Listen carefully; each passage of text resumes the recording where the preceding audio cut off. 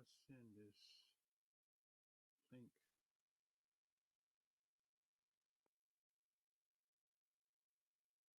And my audio.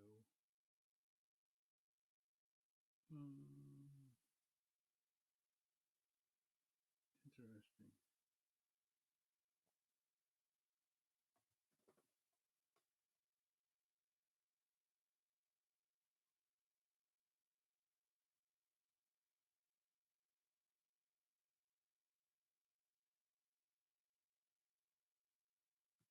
Mic check 1 2 3.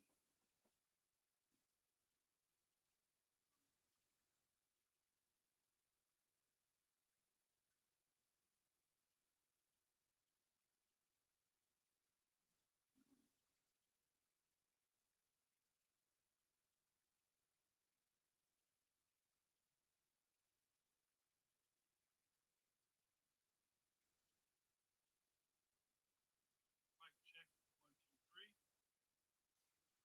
All right, let's see. I'm trying to. This studio is a little different than the stream. OBS stream directly is configured properly. I don't know. Let's see.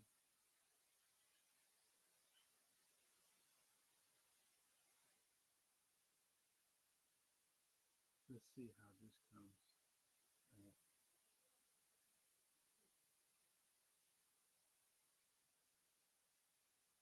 Oh, there's Moreh Josiah.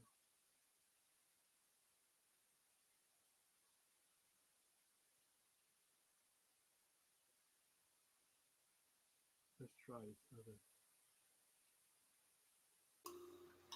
Let's see if this is better. Okay. Let's try this one here. See if this is better. Testing 1 2 3. Yeah, the volume is low. I'm trying to figure out the configuration. The studio is a little different than the stream. I'm streaming from. Let's see if this is better. Okay, that's a little louder. Okay. Let's try this one here. It's not using my regular mic. Better. I can hear it now. Testing 1 2 3. Yeah, the volume is low. Okay, so that works. Okay, now let's see if I can get Moreh Josiah on here. Let's see. Let's see. Add, invite guests, copy link, and how do I chat? Here we go. Chat. Okay. This is a little different than stream because it's not picking up my regular mic. It's picking up my camera mic. For some reason or another, it doesn't like the way it's configured. But we'll figure it out. All right, that's the link there. Click on that link, Moreh Josiah, and Light. If you want to come in, click the link. We have others. We have a total of 5 people that's tuned in.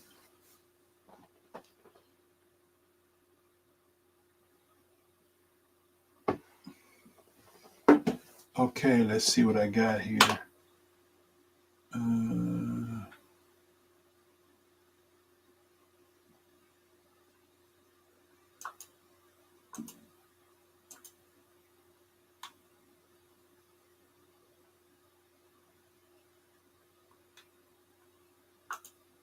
Okay. Something's wrong here. This is the first time I'm doing this on this particular computer.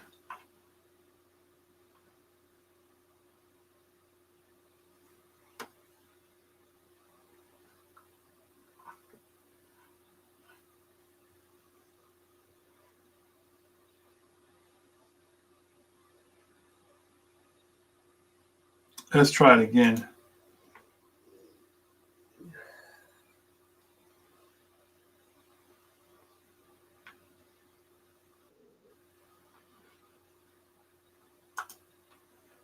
Okay, there he is. All right. There he is. Uh-huh. Okay, let's see if I can get this Uh, thing going.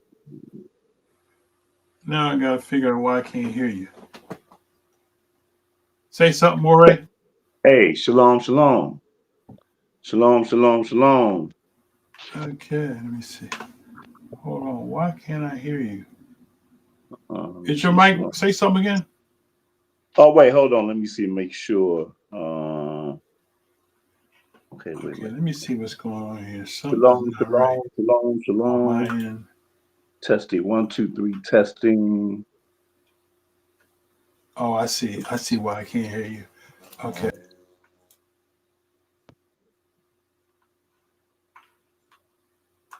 Wait, hold on 1 second. Hey, I can hear you now.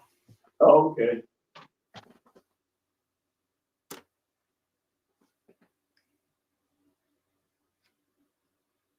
A little different with this Restream Studio.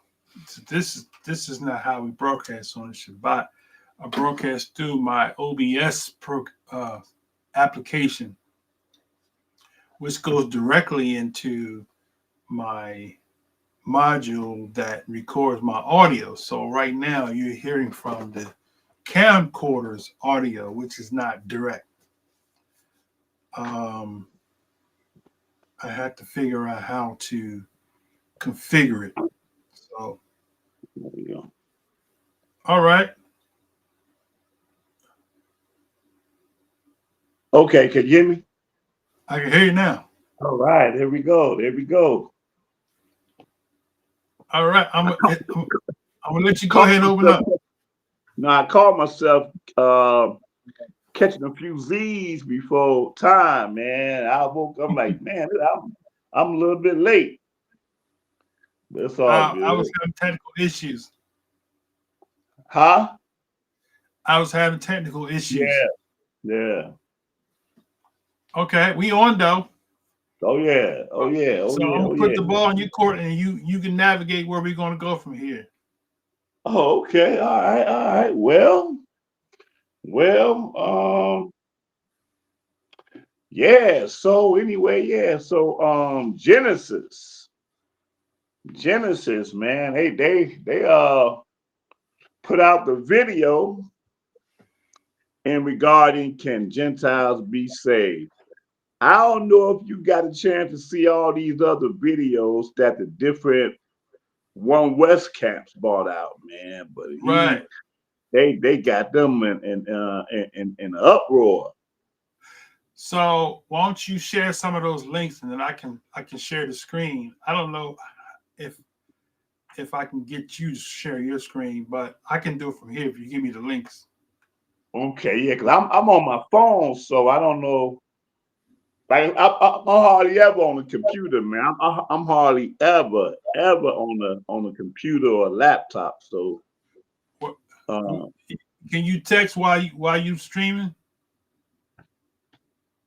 hold on 1 second. Let me I tell you what. You can text me the link, and then I can pull it up. But All what right.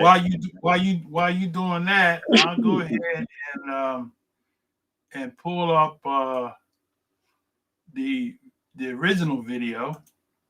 Okay. Reached out to me and was just like, you know, my child's really.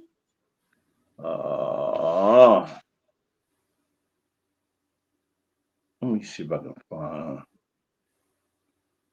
Okay, I'm on my other phone.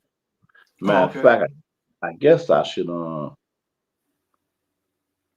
me see if I can.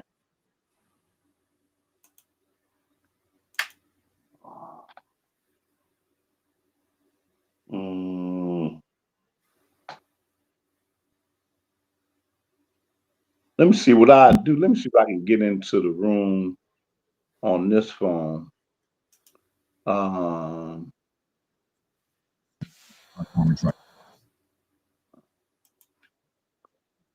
Okay, let me see.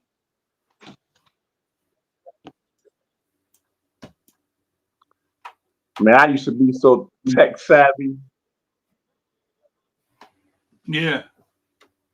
Let me see. Okay, while you pulling it up, let me see if I can share my screen. Let's see, share my screen. Okay.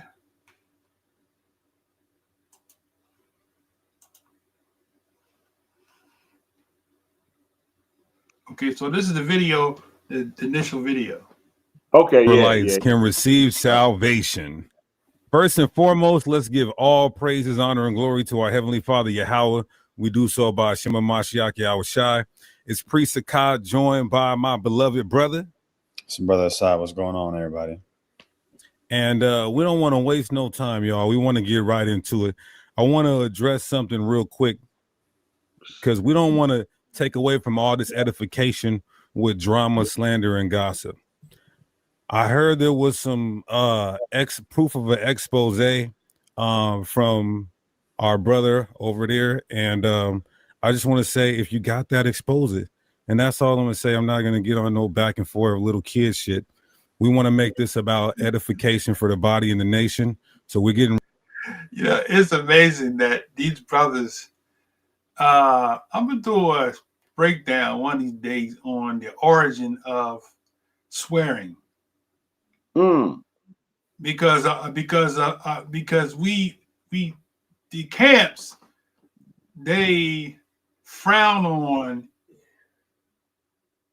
the Gentiles, who they call Esau, everything that Esau, but they always highlight a lot of the teachings from the Gentiles, who they call Esau. Mm-hmm. And the origin of swearing, all those words, the F word, the S word, and all those words come from Europe. They have European origin. They're not in the Hebrew origin at all. They come from Europe. Yeah. And I'm going to do a breakdown on that one day. Why do we feel the need to embrace European culture if we're attacking it?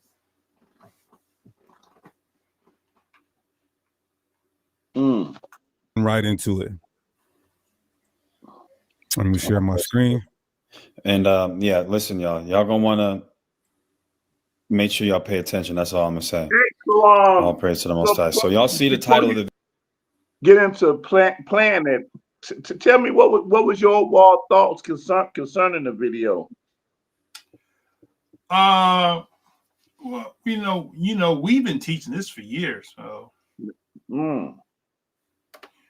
I think that those brothers spy on our classes. Yeah. And when they hear us present certain things that's from the scriptures, they can't deny it. So they've gone against their camp doctrine from what they see in the scriptures, from things that we present. Not just simply just us, but I mean, we like the grandfathers in this Hebrew Israelite walk. Right. And so you got a lot of people come after that. And every now and then somebody will pop up and say, use my teacher. And I always say, use my teacher. So you the great grandfather. And that's the weird thing, because I hear you say that a lot when you say that, they be you would know when you hear and they get something and it'll prick your ears. You'd be like, damn, that sounds like something that we taught or something that we said, the style and everything. But I have never seen it so more apparent than on this particular video, man. This particular video, I was like, wow. It was almost like 100%, like, and I mean, like you say, they'll never tell you from whence they got whatever understanding from, especially if it was from a source that's not related to One West or whatever. So they'll never reveal that. And at the end of the day, y'all knows, it's not really important, man. But the important thing is that for them to do such a extensive breakdown on this topic, man, which is a whole 180-degree turn from everything that they had been about, so that it had to come somewhere. It don't just come, just because you decided to study and all of a sudden. No, they'll never tell you where it all comes from, and it doesn't matter, man. But I've never been more impressed with anything from any One West camp ever than to and matter of fact, I was trying to look at this one video because Gorilla Hebrew, he done about 2 or 3 videos now. And I was looking at one from yesterday, as a matter of fact. What up yesterday? Yeah. And then yesterday he decided to put up one. And that's been about his 3rd video since this video came out that he called himself addressing. And now he done put the tag on him that it was a money agenda of the reason why they decided to change their doctrine. So that they could generate more money. I'm like, man, the stuff that I done heard people say, that One West people say in regarding, you had another group, they had utterance and threatenings, because their lives, concerning this. I'm like, man, I'm like, if there was no truth concerning what these brothers brought out there, the level of anger that I've seen across the board, man, is like next level, man. It's like these cats are confounded, but that's what happened when you put your trust in man, and that's basically what they've always done. Put their trust in man. Right. And they have allowed themselves to believe that One West is the foundation of Hebrew Israelites. It just like how it reminds me of how Chicago got this one particular foundation, and all the offshoots that come out of that foundation. Yeah. They might have a few different nuances in their doctrines, but one thing they're gonna be united on, and ain't none of them gonna be like, oh man, we were wrong in that. Is that they're all gonna be united in Jesus. Exactly. You know what I'm talking about? They all, So, Gorilla Hebrew, did he ever deal with the scriptures, or did he just deal with his personal issues in his other videos? Yeah, it's 100. The one that he did, the last one I seen him do, he gonna read a few things, just a couple of scriptures regarding Amalek, and then maybe 1 or 2 scriptures regarding Edom, and he uses those passages regarding Amalek and Edom to explain how there ain't no salvation for Gentiles. Because you see what the scripture says concerning Amalek, you see what it says concerning Edom. I'm like, oh man, wow, it's horrible. And a few other groups, ISUPK, I think did one. Yeah. And they've all been like horrible, man. The so-called breakdowns or responses have been horrible, man. Man, very bad. But they had to deal with the content, not so much all of the scriptures that was shared is a whole lot more than what he shared, what Hassad and them shared in the video. But just the ones that he shared, they had to deal with that. Yeah. Yes. And none of them dealt with it. I done seen at least 5 videos of the different groups trying to address it, man. And all you hear is the personal stuff, anger, and not one time have I heard any of them deal specifically with any passage that they shared, man. Trying to deal with correcting them about Cornelius being a Hebrew Israelite. Like, no, I mean, they had absolutely nothing. I mean, absolutely nothing. And the class was pretty, I mean, like I said, I don't think I ever seen any of they breakdown be as what's the word? As specific, as thorough. I say thorough. That's the word I'm looking for. That's one of the most thorough lessons I've ever seen any of them do. That was thorough and on point at the same time. And it's like I use that when they talk about Stephen. When you read about Stephen in Acts, it's like they couldn't gainsay or resist, basically.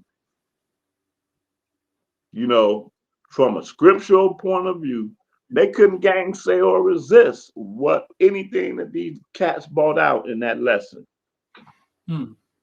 Yeah. So before we play the video, are there any scriptures that stick out in your mind that you'd like to share to just kind of put the nail in the coffin?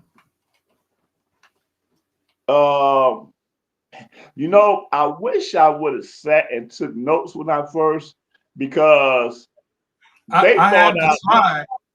Huh? Download the slide. So if you want to look at what they presented. Yeah. Well, I know one thing. When they brought out that 1 Kings 8 chapter, that shocked me, because that 1 Kings 8 chapter is like, you know, when Solomon's dedication to the temple. Yeah. When I'm like, oh yeah, y'all been listening to somebody when you bought that out like that, for sure. So we can read that. Let me see. I was looking for something.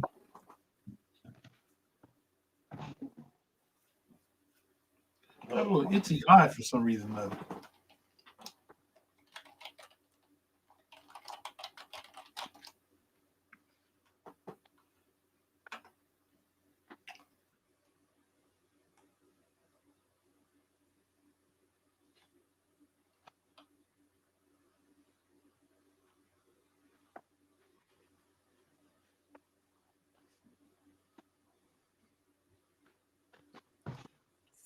You said 2 Kings? No, 1 Kings 8 chapter, and it talks about the pray towards the land. Yeah. 1 Kings 8. Oh,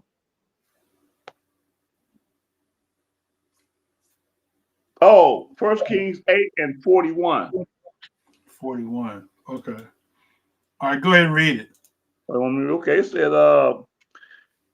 moreover concerning a stranger that is not of thy people. And I think before they read that, I think they might have mentioned, because, you know, I'm kind of paraphrasing them, that, you know, one West get that word stranger confused, because a lot of times, every time they see the word stranger, they think it's talking about the Israelite. Right. And they use 1 Peter, I think that 1 Peter, when it says, and to the 12, to the strangers scattered abroad or whatever. Yeah. But we know that that's talking about the Israelite when you read that.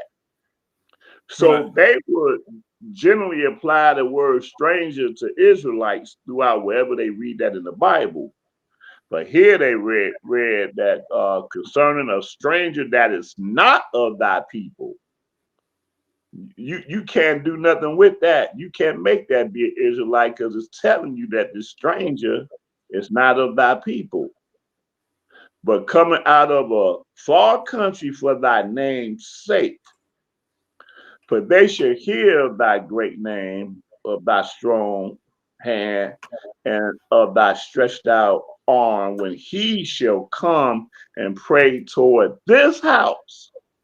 And he says, hear thou in heaven thy dwelling place, and do according to all that the stranger calleth to thee for, that all people of the earth may know thy name, to fear thee, as do thy people Israel, and that they may know that this house which I have builded is called by thy name. And see, every time I read that, I'm always reminded, I don't think they went here. I don't think they went here, but I'm always reminded in the book of Yahshua when the Gibeonites came. And that was how, huh? Yeah. Right. And that was specifically how they deceived Yahshua and them, because they like for his name's sake, for the name of Yah are we come, you know, and we come from a far country. So when you read that, that lets you know that Yahshua and them, they knew that their whole purpose was to have strangers come in Israel, join them. By joining themselves to Israel, you join yourself to Yah. You join yourself to the covenant. Right. And what make that even so deep is that when they join themselves to Yah, they don't join themselves to Yah being a slave or anything like that. They join themselves being fellow heirs. Oh, and I don't think they read Ezekiel 44 either. Okay. Concerning the inheritance of the Gentiles in the land. I don't think they may have. I don't think they did read that one. But you say Ezekiel what? Is that Ezekiel 44 when it talks about? Let me see. I think it's 44. Okay, let's read it.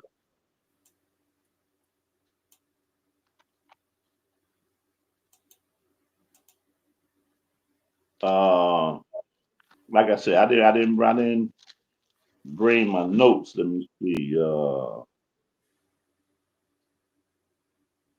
not 44. Let me see.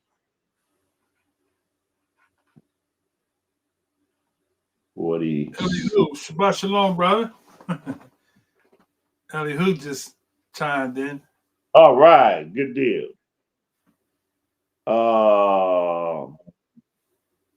I believe it's Ezekiel. It might be Ezekiel 46. Let me see. Or it might be 47.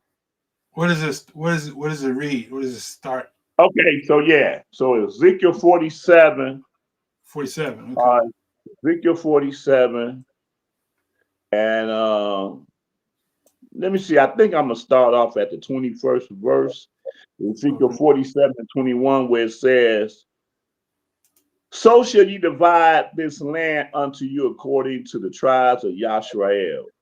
And it shall come to pass that you shall divide it by lot for an inheritance unto you, and to the strangers that sojourn among you, which shall begot children among you, and they shall be unto you as born in the country." Oh, that's another one they didn't read. And that's Leviticus 19. But here it said, "And they shall be unto you as born in the country among the children of Yashrael. They shall have inheritance with you among the tribes of Yashrael. And it shall come to pass that in what tribe the strangers sojourn it, there shall you give them this inheritance, says Yah Elohim." So that's clear. That's prophetic. So what constitutes a stranger?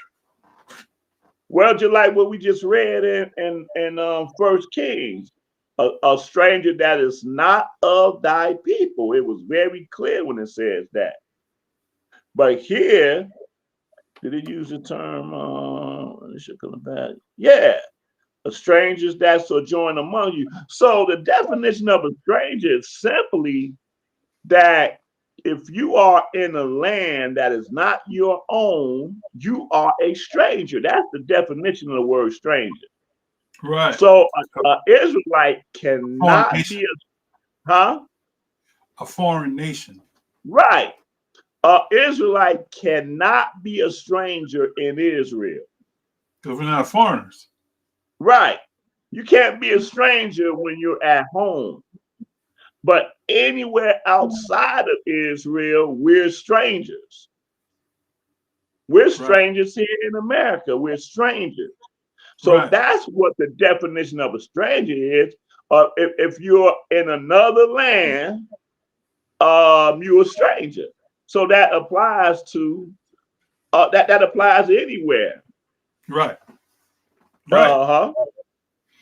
So is that kind of like the original when the Mosai said, "Let's go to Abraham," what he told Abraham, right? Right.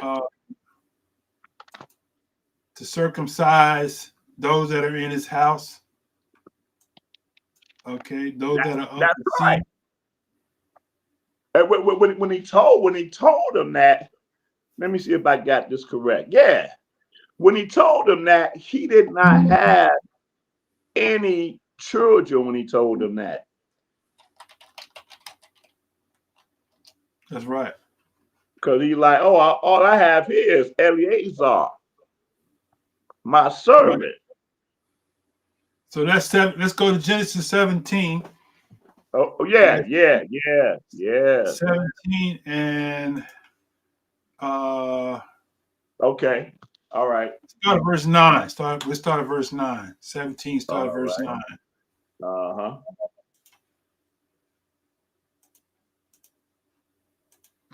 Okay. So it says is Elihu on camera? I'm sorry, is Elihu on camera? No. Let me give him the link. Elihu, click on the link so we can bring you in.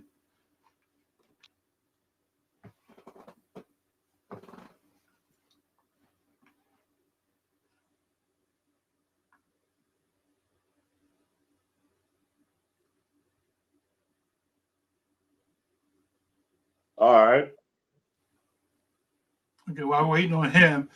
So Genesis 17:9 says, Elohim said to Abraham, "Thou shalt keep my covenant. Therefore thou and thy seed after thee in their generations. This is my covenant which you shall keep between me and you and thy seed after thee. Every man child among you shall be circumcised. And you shall circumcise the flesh of your foreskin, and it shall be a token of the covenant betwixt me and you. And he that is 8 days old shall be circumcised among you, every man child in your generations. He that is born in the house or bought with money of any stranger," there goes that stranger again, "which is not of thy seed. He that is born in thy house, he that is bought with money, must needs be circumcised, and my covenant shall be in your flesh for an everlasting covenant." Wow. So he said, he made a specification. He said, "Of your seed," and then he defined what a stranger was, "and the stranger that is not of thy seed." Right. Mm-hmm. So that means they not Israelites. Right. The stranger is not of his seed. Right. Mm-hmm. So now elaborate on that a little bit. Who would fit that bill to be classified as a stranger? Shoot, everybody, whoever desires to join themselves to the covenant, have to join themselves to the ones that he made a covenant with. Right. Just so like Gentiles.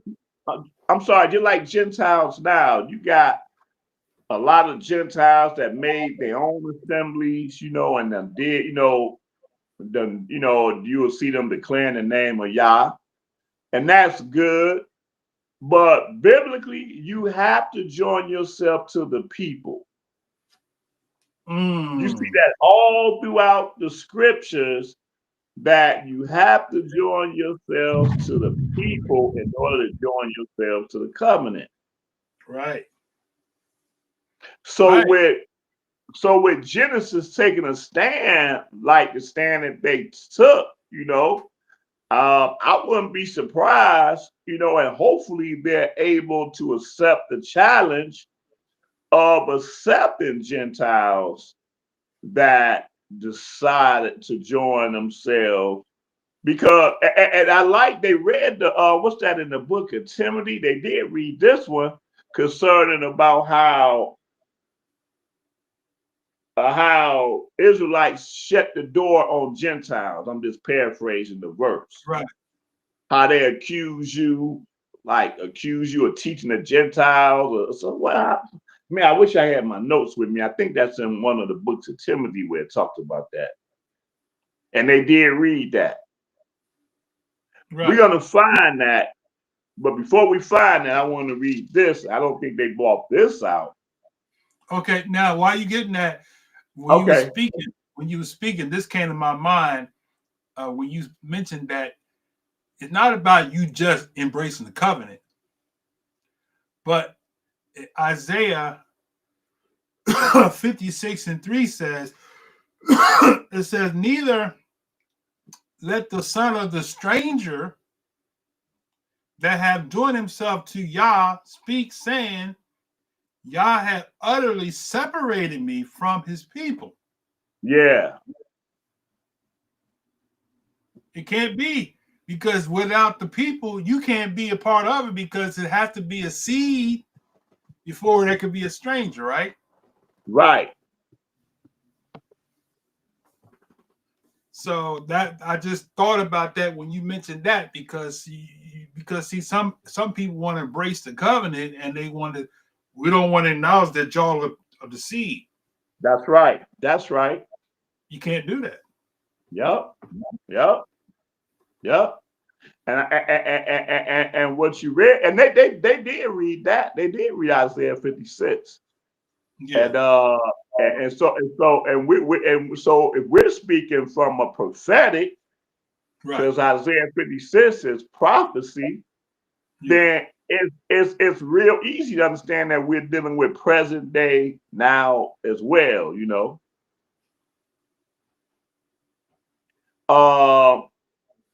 Here's a passage that okay. Here's another passage. I don't think they read this one. I'm gonna let you play some of that too. Okay. Give me the timestamp where that video is, if you know the timestamp. Oh, I don't know any of that. I don't know any of that. I wish they would have. I wish they would have divided it by according to timestamp. Because that's a 3-hour video. I had to fish through and find it, but I know exactly. Yeah. Yeah, Leviticus the 19th chapter. I don't think they read this. Let me pull it up. Leviticus 19. Okay, 19 and what? Let me see. Hold on 1 second.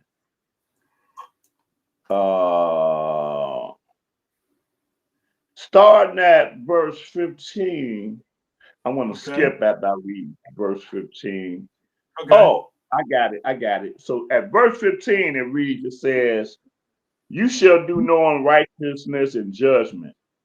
Thou should not respect the person of the poor, nor honor the person of the mighty, but in righteousness shall thou judge thy neighbor. Right.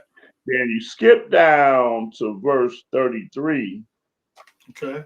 Verse 33, it reads, and if a stranger sojourn with thee in your land, you shall not vex him. But the stranger that dwelleth with you shall be unto you as one born among you. So we see, so some people might be confused when they read stranger in that 33rd verse, but the 34th verse tells you specifically, said, but the stranger that dwelleth with you shall be unto you as one born among you, meaning that the stranger is not born among you. Right. The stranger is not an Israelite. Right. And thou shalt love him as thyself. For you were strangers in the land of Mizraim. I am Yahuwah your Elohim. Right. So the foundation, and they didn't read concerning the covenant of Abraham either, like what you just read. They didn't read about, how the covenant is about us being a blessing to all nations. They didn't. I don't believe they read that either. But Right. you have to read Foundation. the foundation. Right. Absolutely. Without this, and that's what I try to tell them, that without the foundation, man, you don't know what being an Israelite is all about. Right. Because before there was a Jacob, there was an Abraham. Right. And not only that, the purpose existed before the people. He didn't just choose Israel because I want to bless these people because they're descendants of Abraham and Isaac and Jacob. No, it was a purpose that we were born into. Without the purpose, there's no reason to be an Israelite. An Israelite wouldn't even exist without the purpose. Right. So So what you're saying is that the Most High had a foreknowledge. Right. He had a foreknowledge. He had a system in place that was all about him spreading truth among all the sons of Adam.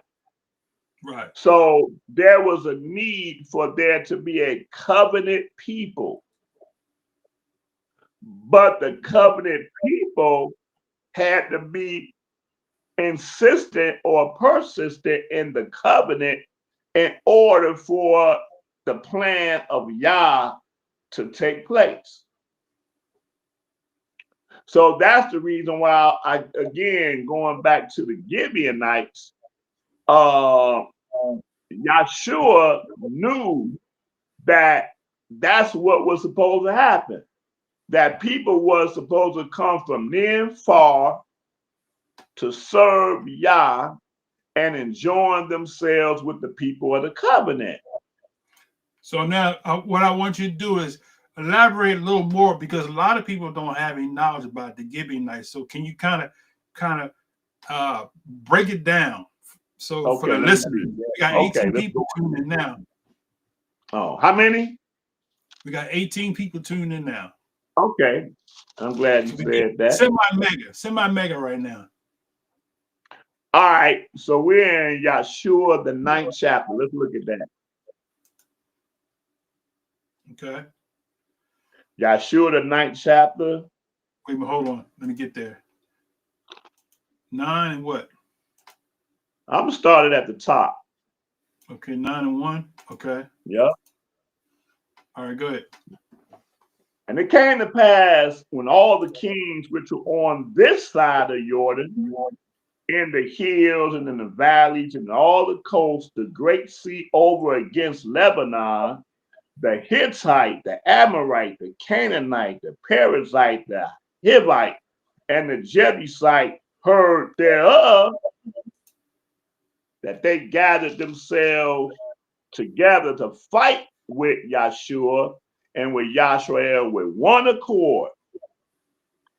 And when it says, and when, I thought it would have said, but it says, and when the inhabitants of Gibeon heard what Yahshua had done unto Jericho and to Ai, they did work wildly, whatever, and went and made as if they had been ambassadors, and took old sacks upon their asses, and wine bottles, old and rent and bound up, and old shoes, and clouded upon their feet, and old garments upon them, and all the bread of their provision was dry and moldy. And they went to Yahshua unto the camp at Gilgal, and said unto him, now see, this was a bold move that they did, because they were, as we're about to find out, I believe they were only like a 3 days journey as the Israelites are moving throughout the territory, right? But instead of them waiting for them to come to them, they dressed themselves up as travelers from a far country, and they came to Shemaiah, aka Moses, Shemaiah and them, and they came to them as ambassadors from a far country.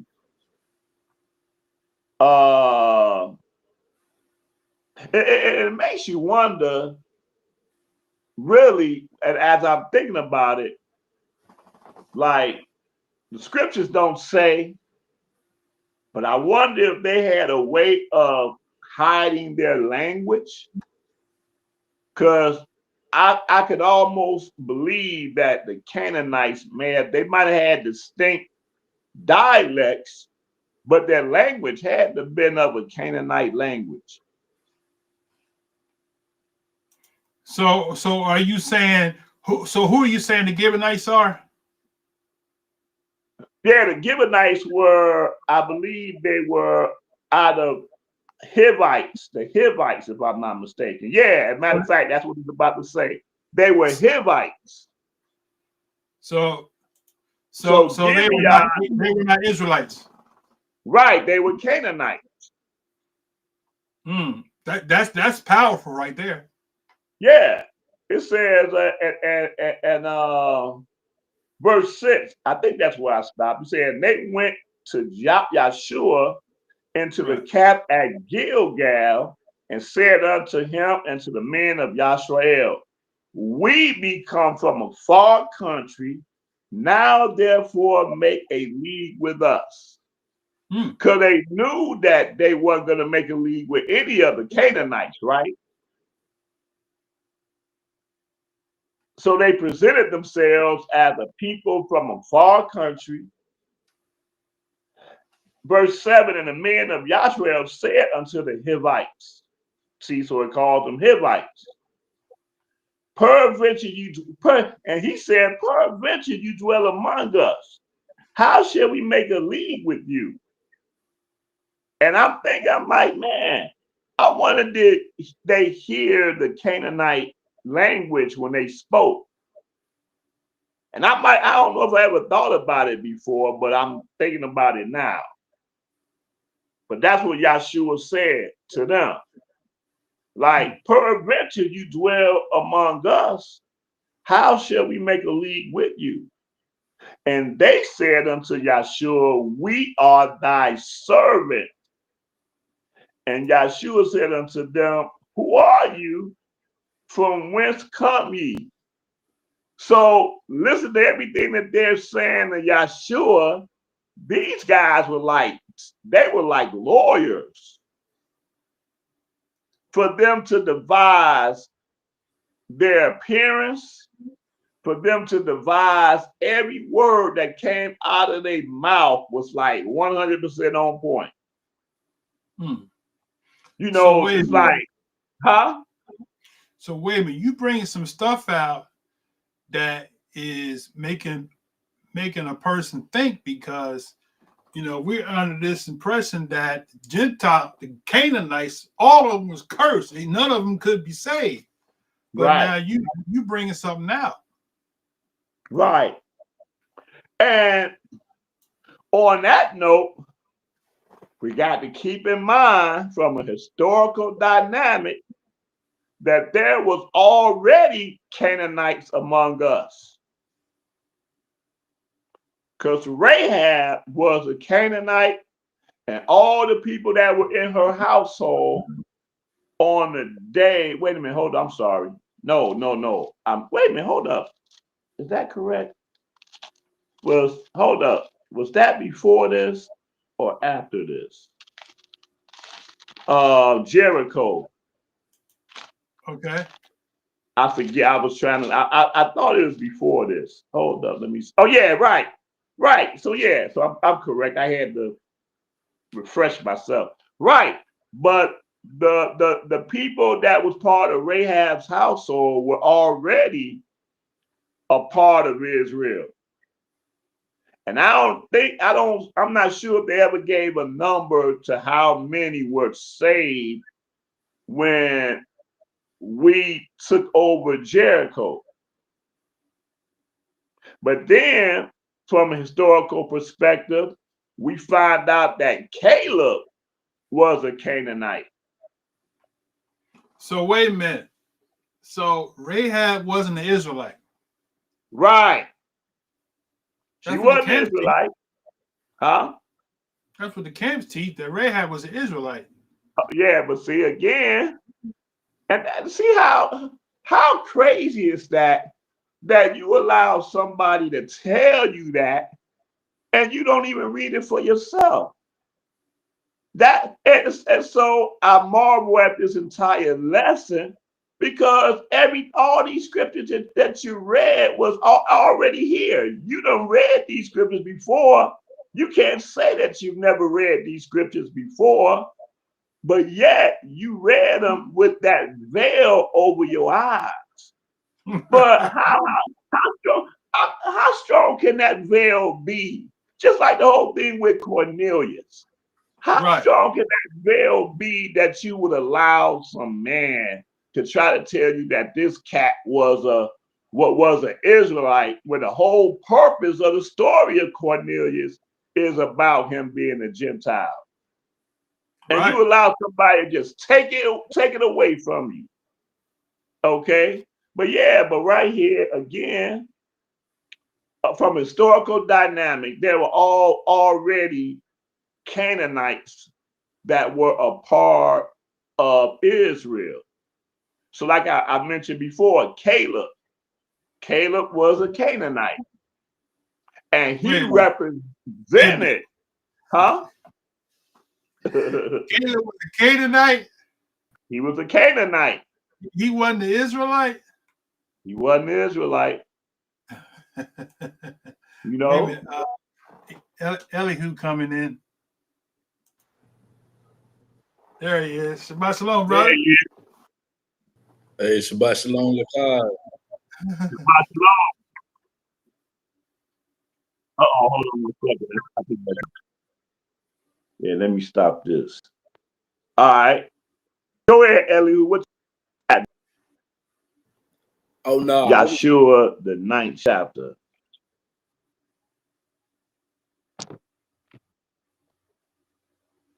Do not disturb. Josiah, you froze. My bad. I think the thing with the delay. Can y'all hear me? Yeah, I hear you. Yeah, Josiah froze. Oh yeah. Yeah, you got me? Got you now, yeah. Okay. Oh yeah, no, shalom. I was just trying to get filled in. I had started to watch the video a little bit today. I probably only got about 30 minutes in, can't even lie. Okay. It started for me, it kind of got cringe in my humble opinion. It got kind of cringe for me. I don't think I was able to finish it in that time frame, but I do like the fact that they now coming to newer conclusions. They definitely seem like they coming to newer conclusions. It sounded like you was probably going over scripture. You felt like they would have missed Mr. Moreh Josiah. Oh yeah, they didn't get everything, but they got enough though. I'm gonna give them all the credit in the world. Praise the Most High that they were very, very in depth with their presentation. Yeah. So in depth that when I saw it, I'm listening. I'm like, man, it sounds familiar, man. The certain points, and I had Moreh Josiah listen to it, and he came back to me say, man, they've been listening to us, bro. Certain things that they said, it is clear that they were listening to us. But so let me ask you, what was the cringe part? What made you feel cringe about it? It seemed it was, I don't know. In my opinion, it seemed like a couple points, especially in the beginning. They was not as unapologetic with it, I guess. What's up? No, I got you. Go ahead. Yeah, so Go ahead. I like that. Yeah, it seemed as if they was still kind of trying to sympathize or really like play into the older ideas. If I'm not mistaken, the brother from Sacari, ain't it? Yeah, that's what they. Yeah, they sorry, right. I think they were just playing it safe though at the end of the day. But I'm pretty sure if someday they're gonna be more unapologetic about it. I was actually sitting here reading from a book by some supposed Gentiles who had wrote about Abraham, right? And this just a perspective that we already know, but just to hear it in different words. Let me read this real quick. It's a couple sentences. It say, the monotheistic faith firmly held by Abraham and the covenant with Elohim entered into by him and reaffirmed by his descendants identified this family as the inheritance or adherents of a special faith. The family did not claim exclusive rights to this faith, but on the contrary, were eager to attract others to it. I'm gonna stop right there. Whole time the perspective is, if we talking about if we take our little personal traumas out, our 2025 traumas, our 1900s traumas out of it, and we look at it from the historical perspective, and we go back to Abraham, the person who was heralding it. Now, Abraham did not create this faith. He did not create none of these covenants, none of that. But he came up in the area where he had to respond to the area in a certain way. Ur of the Chaldees. He had to respond in a certain way. And so if he heralded a certain ideology, which is monotheism, of course he want to continue to bring more people in. Of course he want to extend it. Why would he want to keep it only with his family? Matter of fact, Abraham, being the business person he was, I can imagine him again want to be fruitful with the whole idea. Going back to the Genesis idea, be fruitful and multiply. Why would we ever say that salvation is only for a specific people? Now we gotta have what they call in Hebrew a mohin de galut, where we expand our consciousness. Mohin, your consciousness, de galut, a bigger consciousness to take it outside of your personal traumas and problems, which Israel had always had those traumas. We always had been standoffish during the first century, leading up to the temple being destroyed. We were standoffish to people. You know what I mean? Yeah. Because of traumas. But I think we gotta always, like Jeremiah 16, go back to find the old pairs. We're gonna find that in Better Sheet. We're gonna find that in Genesis. We're gonna find that the exact goal of what we're doing and what we employed to do. Because, and I'm gonna lay my plane on this, because the way that I see it is almost like a business. This whole walk is kind of like a business, a corporation. And you take up a brand with this corporation. Don't misrepresent the brand. Don't take the name in vain. Don't misrepresent the brand. But definitely, we want to expand the brand. We want to continue to infect the whole world with this brand. From a business perspective, why would the world not be infected by righteousness? Why would you want to keep that to yourself? You know what I mean? Why would you share this? And I'm gonna read one more sentence from this. It say, the family did not claim exclusive rights to this faith, but on contrary, were eager to attract others to it. As this Elohim intoxicated family and those who joined them in faith grew in number, accepting the Torah as their divine constitution, taking possession of the land promised to them by the master of the universe, they assumed the characteristics of a nation, a people speaking a common language, living within a specified geographic area, sharing common memories and a common destiny, and exercising the attributes of national sovereignty. So again, I'm bringing it back to the point that if we talking about a family that's extending and expanding, and we taking it back to Abraham, the ideas and principles that Abraham's standing on, we can't never get to that point where we feel like it's selfish and we responding from our traumas and stuff like that. But I'm gonna land my plane notice. Yeah. Bro, hallelujah for that. Hallelujah for that. And I'm glad that you brought that out there. Now let's get just a little bit more specific. I just want to share this. I'm a piggyback. I'm a piggyback on what you just said, because everything is about history. And from historical dynamic, let's see now.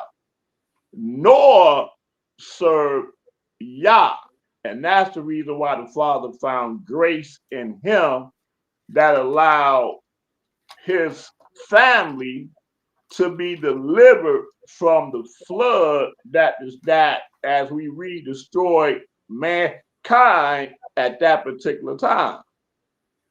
So just from that, we have to understand that Noah's righteousness was that he kept commandments that were taught to him, which come through the line of Enoch. Because we know that when Enoch was on this earth, he taught mankind concerning Yah. And then Noah and Methuselah, they had their time when they were teaching up until the time that the flood came. So then when we get down to Abraham, as you just picked up from, I think we should make a note that what was going on in Abraham's time was Nimrod was on the scene. And he was very influential with mankind, period, at that time. Because when he was around, we were all collectively in that one place, right? And he built the tower so that the people cannot separate. But during that particular time of that beginning, we find that the descendants of Shem included Peleg and Joktan, because it says in Genesis 11 chapter 4, in his days was the earth divided. So I'm saying it to say that because Nimrod and his gods was so influential among mankind, that would be the reason why the Father would look upon Abraham and isolate him, because we know, according to the history books, Abram's father was an idol maker in the court of Nimrod. And so the faith that Abram had was that he ended up destroying all of those idols in his father's house, because he diligently sought out Yah. He diligently did that, and he risked his whole life to do something that it took somebody with integrity, somebody with great faith did. Matter of fact, his brother Haran was kind of on Abram's side when it was convenient, but then he didn't have that level of faith that Abram had, and he ended up dying because he was kind of iffy in his walk, in his faith. So I just wanted to throw that out there, and man, that was awesome for you to even bring that foundation of Abraham. And we were talking about it before you had came on concerning Abraham, the foundation. But you illuminated it. You went deep into it than we did. I'm glad that you did, man, because people need to understand first and foremost, and that's one of the issues that One West have, that you would think that Yah came from Israel, that everything was about Israel, but Israel, as we stated before you came, the purpose existed before the people existed. So yeah, that was good that you illuminated Abraham from the historical dynamic, because people, we really need to understand, man, this is about Yah. This ain't Israel a nationality thing. We wear it a little bit too much on our sleeve, that people do not have the right understanding concerning what we're really dealing with. So wait a minute, Josiah. Question was asked: about Caleb, right? To this was from light unto the Gentiles. He said, "Can you show me where Caleb was a Canaanite, so I can have that information?" Yeah, it's let's see where that's at. Where it talks about his father being Jephunneh of the Kenizzites. Hold on one second. I have to find it. Hold up. Hold on one second. Number One of 13. y'all. Okay, so you got Numbers, the 13th chapter.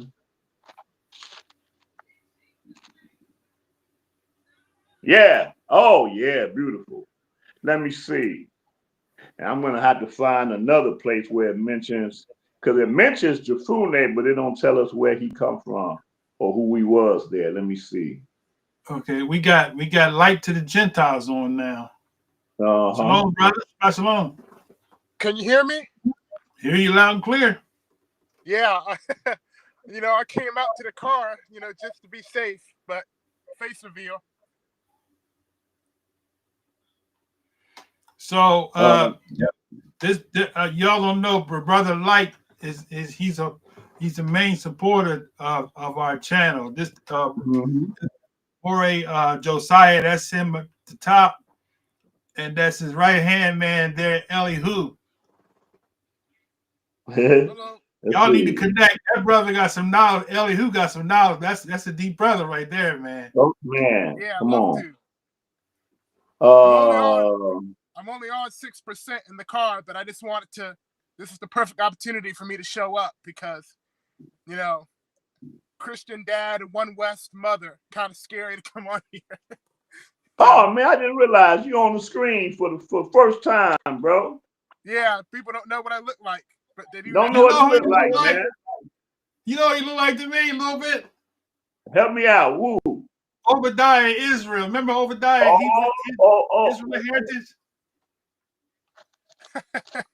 Yeah, he kind of remind you of him, man. Yeah, I see what you're saying. Yeah. Yeah, because I have my title was the Anonymous Israelite, so I treat myself like Batman.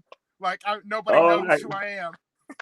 Well, I'm a screenshot this screen, man, and distribute it among all Israelites, man. So you won't be able to hide. But look at this, man.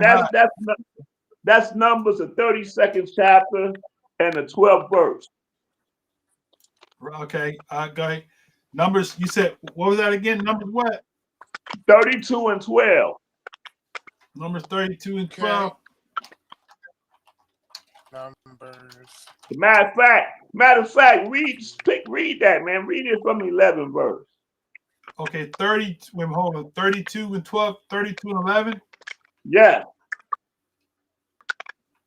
Okay, Numbers 32 and 11. Okay.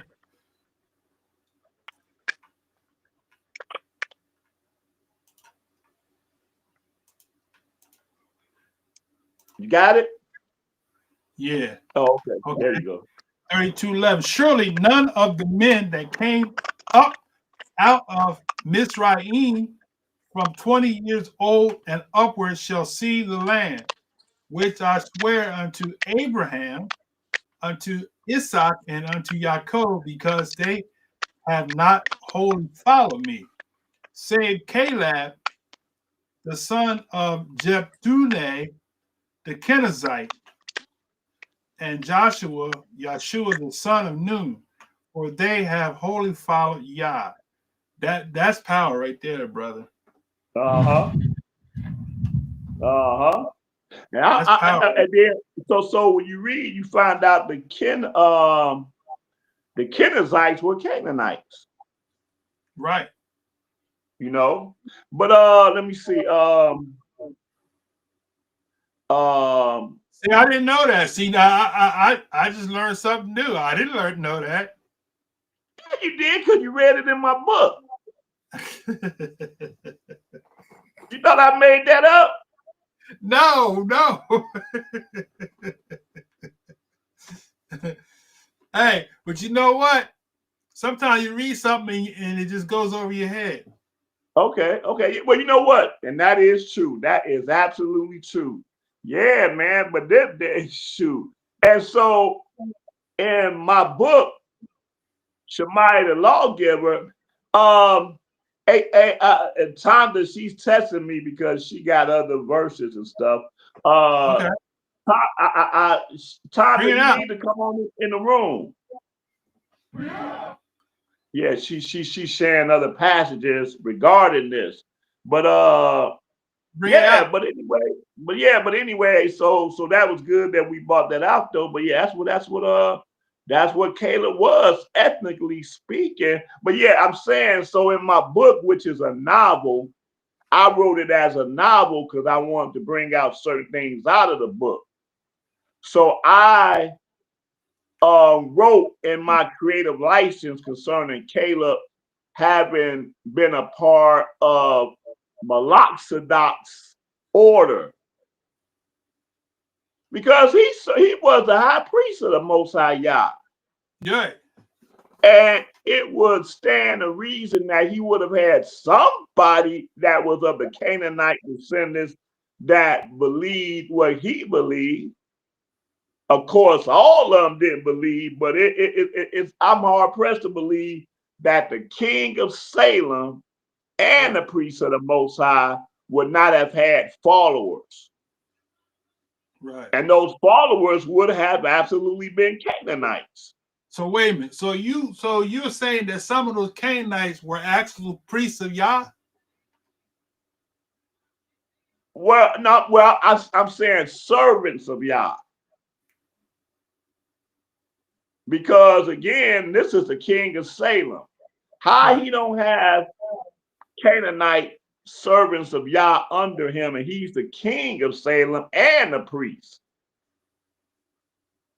That would have been impossible. That changes the game a lot.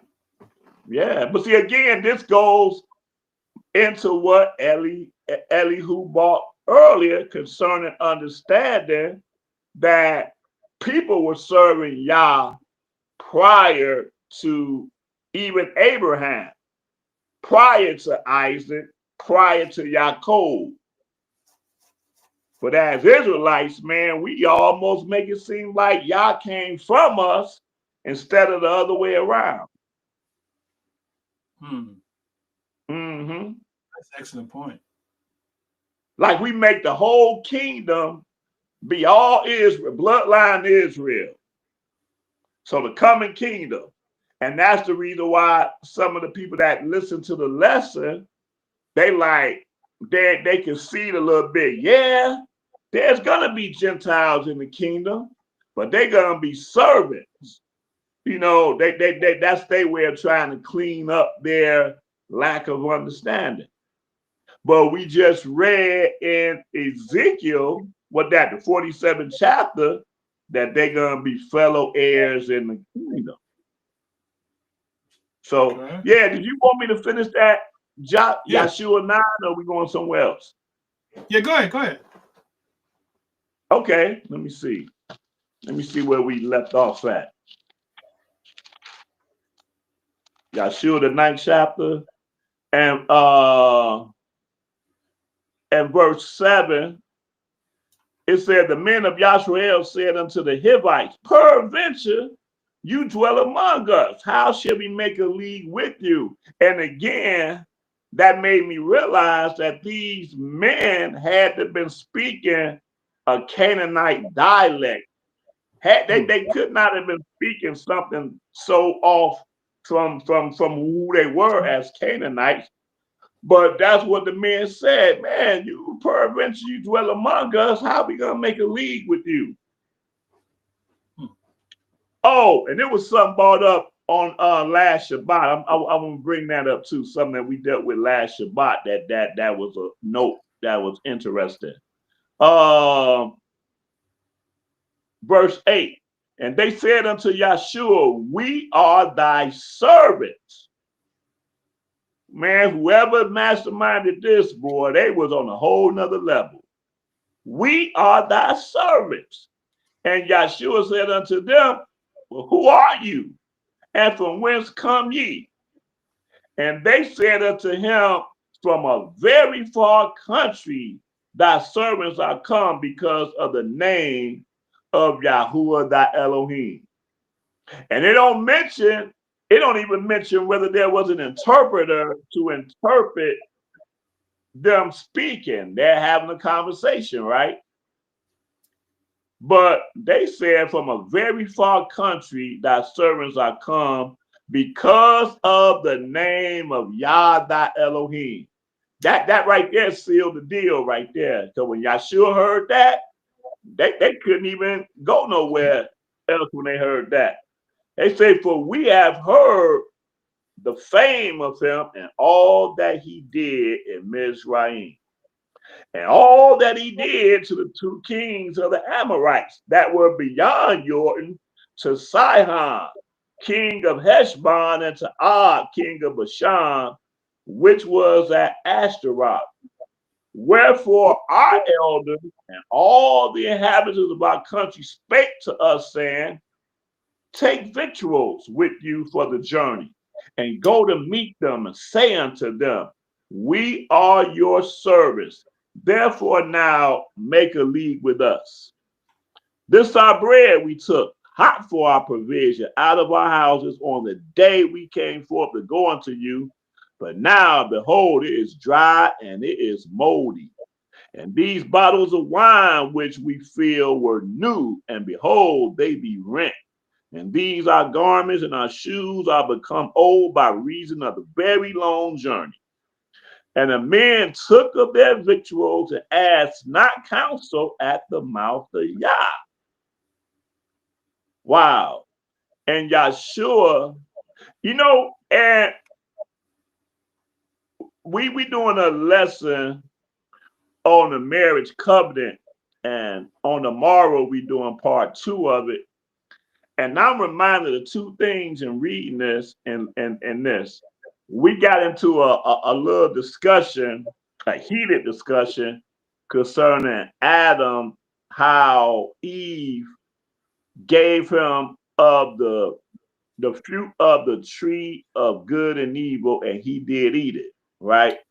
Because the serpent deceived Eve, and she in turn gave it to her husband, and he did eat. And I'm thinking of the fact of how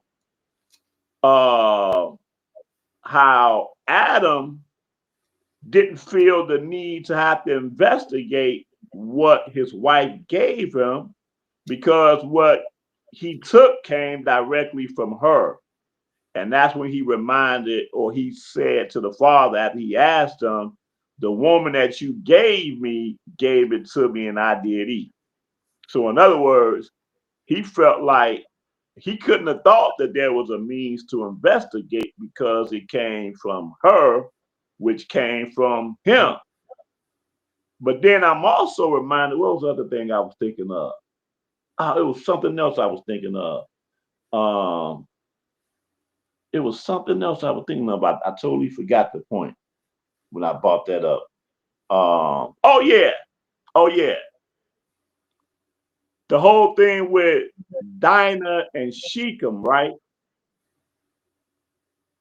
When Hamor, the father of Shechem, came to Yaakov, they were supposed to have discussed what should have happened, because Shechem wanted to marry Dinah, but they had already laid together, right? Mm-hmm. But Hamor, instead of sticking with that subject at hand between these 2 individuals, he said, well, let's come together as a people. We will marry your sons and daughters, and you can marry our sons and daughters. So instead of him sticking with the task at hand of dealing with what they're going to do with Shechem and Dinah, he brought forth the idea of there being a covenant, just like what these Gibeonites said, make a league with us. And so Yaakov was like, y'all got to be circumcised.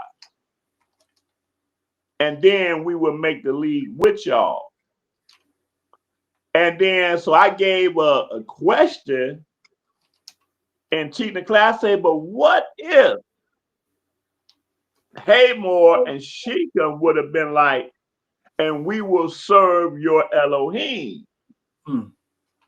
Would the outcome have been the same? That's just a hypothetical question. Because the Gibeonites, that's what they did.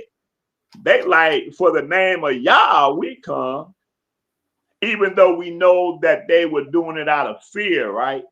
But still, because they invoked the name of Yah, Yahshua was like, oh man, they come from a far country and they talking about Yah, and they talking about how they done heard about what Yah did for us in this battle and this battle. Like, it ain't nothing to investigate. It's like what we see in front of our eyes is enough for us to be convinced that Yah is not even going to let us turn these people down, because this is how it's supposed to be. People of other nations are supposed to join themselves to the people, but they deceive them. And I'm not going to read the rest of this, but the point, here's another point. The point is that when it was revealed, because as Israelites was traveling, they were 3 days away from the Gibeonites. And when they got there, they were like, man, wait a minute, y'all are these people right here. Why did y'all deceive us? And they're like, hey, you know, we feared for our lives because we had a death sentence upon us, you know. And because of the deception, they gave them one of the bottom rung jobs in the of the people, which were to be water bearers and wood bearers, right? You hear me? Right. Yes. So even then, they didn't say y'all are slaves in Israel, because before they got there was already somebody bearing the water as a job occupation and bearing the wood. But they say, this is what your role gonna be. And they like, hey, good, hallelujah for that. We accept that, we appreciate that. So the point is that had them Gibeonites not been Canaanites, they would have been fellow heirs, fellow, you know, citizens of Israel. They wouldn't have been limited to doing a menial job. They would have been able to do whatever they wanted to do and building up their livelihood right there among us. And just like what we already read it, right? We read Leviticus 19 chapter, that the stranger among you shall be as you are. You shall love that stranger among you. So Yahshua and them, they knew what the purpose of them being a people and them being a nation was. Matter of fact, Israelites don't even understand that there was never no time that Israelites was as a nation was limited to a bloodline Israelite. We were a mixed multitude from day one. You know, but they don't. Go ahead. Elihu, go ahead. Yeah, I just kind of want to second what you're saying.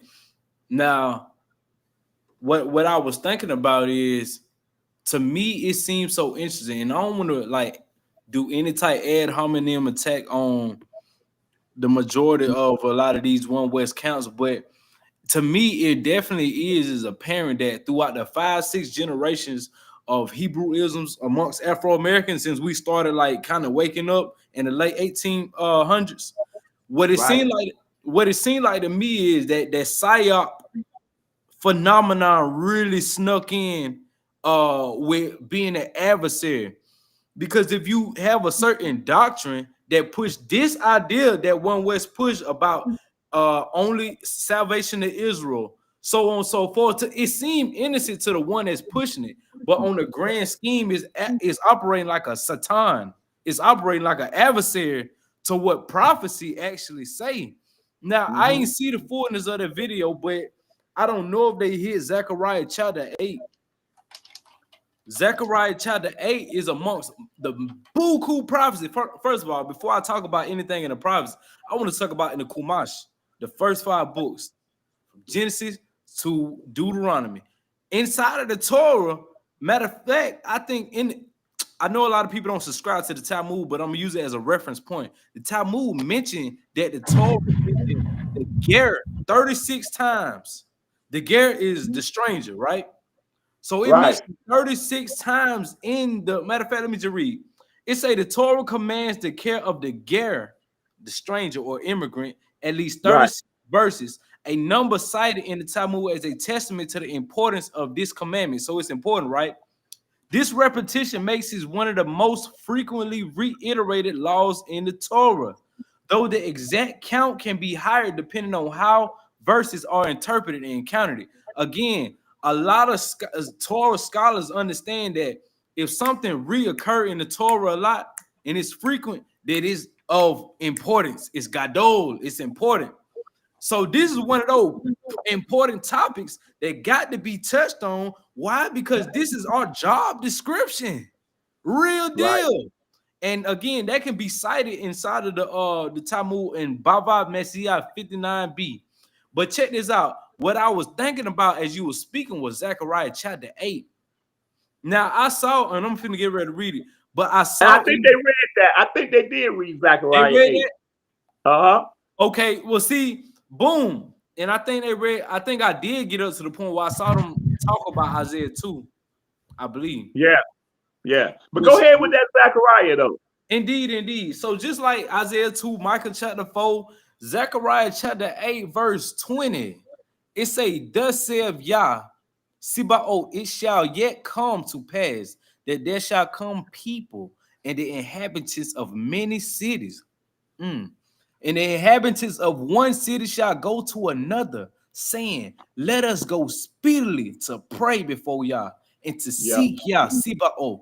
I will go also. So people trying to come, they pulling up. Just like scriptures say, this is your wisdom in the sight of the nations. Come on. It's attractive. Yeah. It's attractive. It's attractive, right? Now, it say, yea, many people in strong nations shall come to seek YAH, Sebaoth in Jerusalem, and to pray before YAH. Verse 23, thus saith YAH, Sebaoth, in those days it shall come to pass that 10 men, a minyan, 10 men shall take hold out of all languages of the nations, even shall take hold of the skirt of him that is a Yehudi, saying, we will go with you, for we have heard that Elohim is with you. And what you bringing out in Joshua 9, that's again typologically is that same thread, that thematic thread throughout the Torah, where people gonna be attracted to this light, and you can't turn them down because this your job description. Right. This is your job description to make sure that these people come through. Why? Because it's a principle what they call tikkun olam.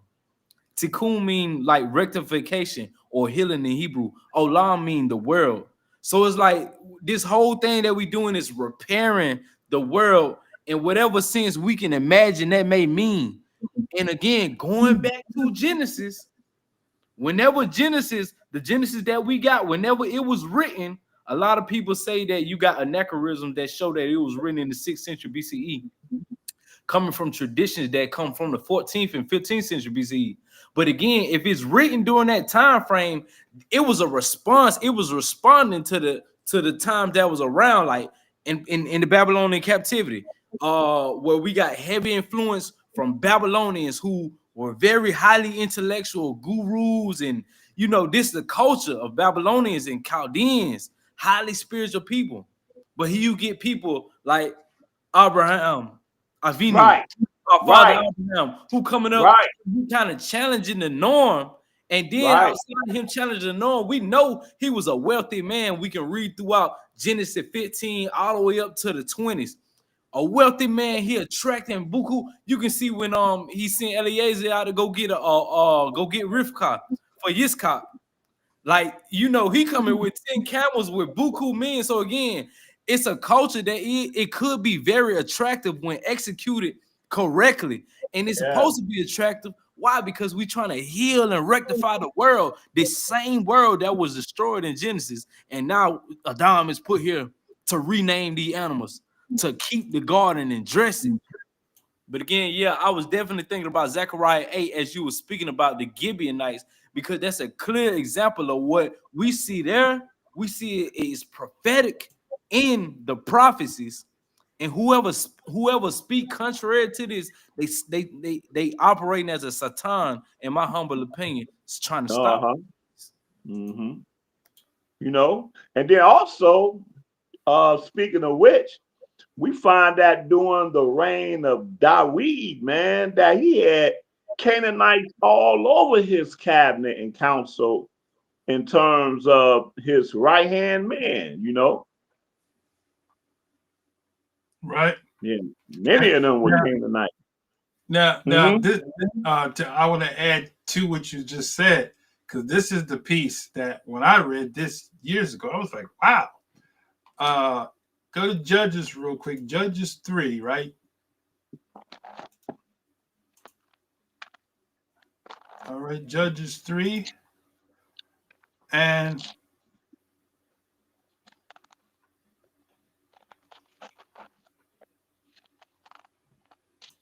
uh 3, 5, and 6. Okay.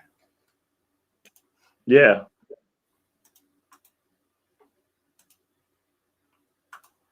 All right, so I'm just trying to put this up. The children. Hey, do me a favor. Start from the top there. Start at 1. Okay. Yeah. Now these are the nations which Yah left to prove Israel by them, even as many of Israel as had not known the wars of Canaan. Only that the generations of the children of Israel might know to teach them war, at the least such as before knew nothing thereof. No. Namely, 5 rulers of the Philistines, and all the Canaanites, and the Sidonians, and the Hivites that dwell in Mount Lebanon, from Mount Baal Hermon unto the entering of Hamath. And they were to prove Israel by them, to know whether they would hearken unto the commandments of Yah, which he commanded their fathers by the hand of Shemaiah. And the children of Israel dwelt among the Canaanites, the Hittites, the Amorites, the Perizzites, the Hivites, and the Jebusites. And they took their daughters to be their wives, and gave their daughters to their sons, and served their Elohim.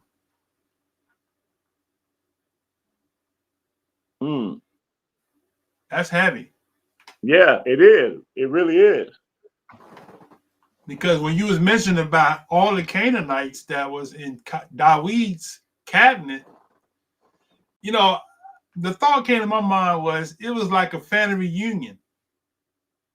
You know, when you had a family reunion, the cookout, you got the Canaanite clan, that in-laws and cousins to the Israelite clans. Right. So they became one people. Yeah. Oh yeah. One family intermerged because we were supposed to wipe them out, right? Right. So to your point, some of the people, even in this captivity, just might be from the father of the Canaanites. Okay, come on, easily. So we like you said, we believe in that. We blood DNA Israelite from Jacob. And the point you brought out by Caleb, we thought Caleb was an Israelite and Caleb was a Canaanite. Right. Woo! But he didn't get no less rights, just like you brought out. That's a powerful point. Matter of fact, he got more. Wait a minute. That brother was royalty, man. See, that changed the game because see, man. To your boy Paul, he said, "Where's boasting now?" Whoa, come on.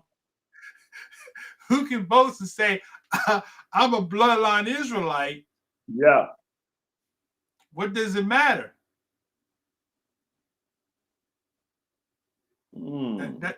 That's heavy, right? Yeah. So we can't make everybody be a DNA Israelite from the seed of Yaakov. Because you brought out in Exodus, we didn't read it, but you in Exodus, right? When he said the mix was a 12, the mixed multitude, right, came out. What verse is that? It was a mixed multitude.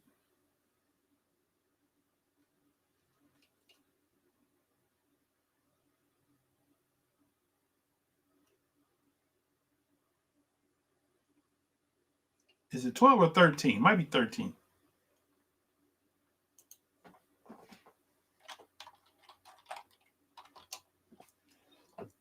Mm. 12 and 38. It's 12 and 38. It says a mixed multitude went up also with them, and flocks, herds, even very much cattle. Mixed. Now, we don't see it in the biblical text, but we do know that Joseph's wife was a Mizraimite. Right. So how do we not know whether or not do we know who Joseph's two sons, Ephraim and Manasseh, do we know who their wives was? Yeah, I'm sure we can read it, but that's a good point though. How do we not know that they didn't marry Egyptian wives? Yeah. But there were Mizraimites in the land because you got the story of the Mizraimite that was married to the woman, and they call her an Israelitish woman. She was from the tribe of Dan.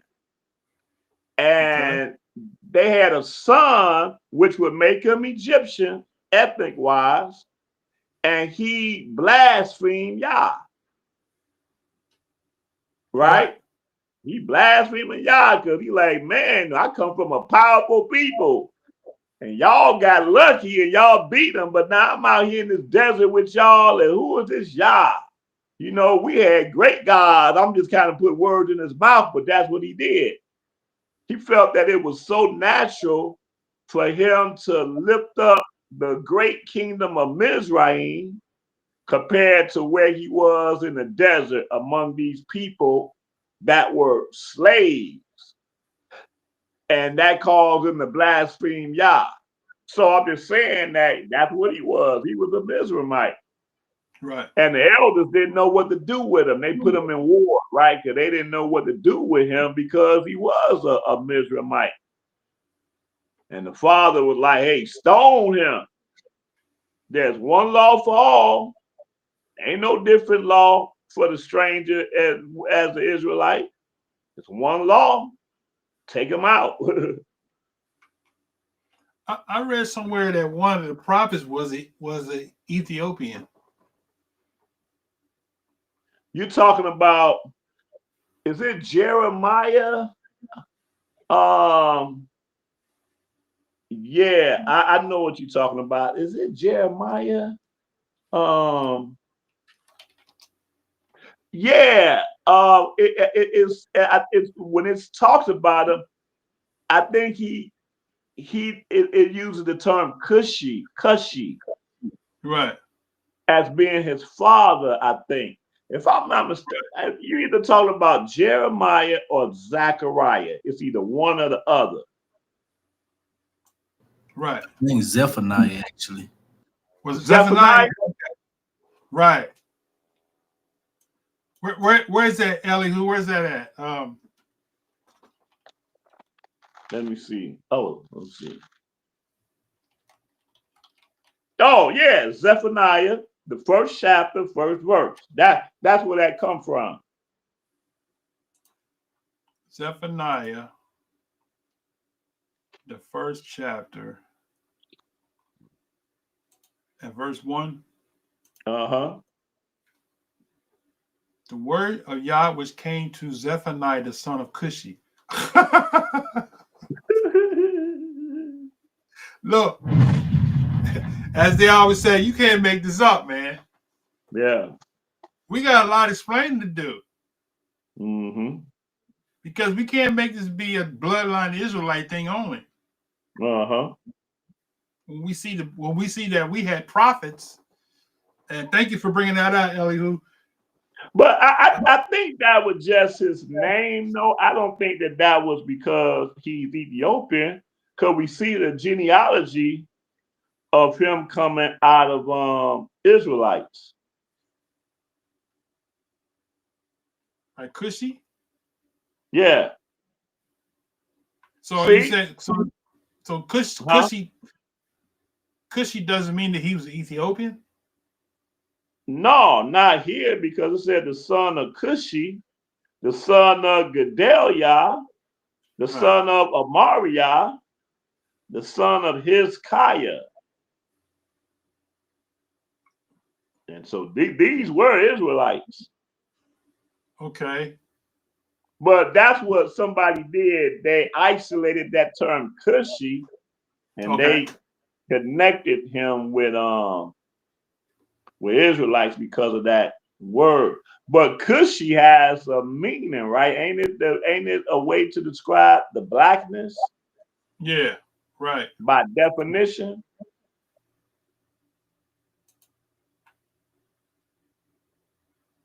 Right. Yeah. Huh.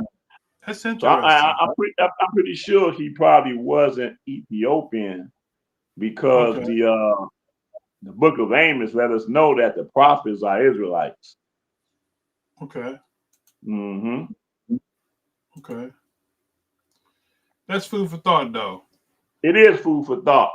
Hey, let me read something here, though, going back to the Caleb thing. Okay.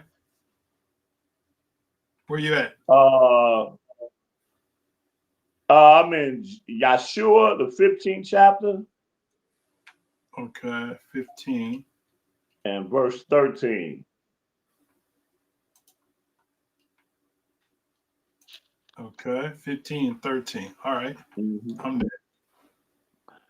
And unto Caleb, the son of Jephunneh, he gave a part among the children of Yahudah, according to the commandment of Yahuwah to Yahshua, even the city of Arba, the father of Anak, which city is Hebron. You see how that it reads to let you know that he wasn't of Yahudah. Because why would it say it like that? It says, and Caleb drove this, the three sons of Anak, Shishah, Ahiman, and Talmah, the children of Anak. And hold on, I'm going down. I'm going to skip down. Verse 18, and it came to pass as she came unto him that she moved him the ass of her father field, and she lighted off her ass, and Caleb said unto her, what wouldest thou? Who answered, give me a blessing, for thou hast given me a southland. Give me also springs of water. And he gave her the upper spring and another spring. This is the inheritance of the tribe of the children of Yahudah according to their families. But when it said that he gave him of in that 13th verse, and unto Caleb the son of Jephunneh, he gave a part among the children of Yahudah. Because that's where because remember, he the one that represented Yahudah. Right. But he wasn't ethnic Yahudah. Huh. So how do you explain Hold on a second. Yeah. I was finna ask a similar question. How do you explain something? How do you explain Numbers 13:6?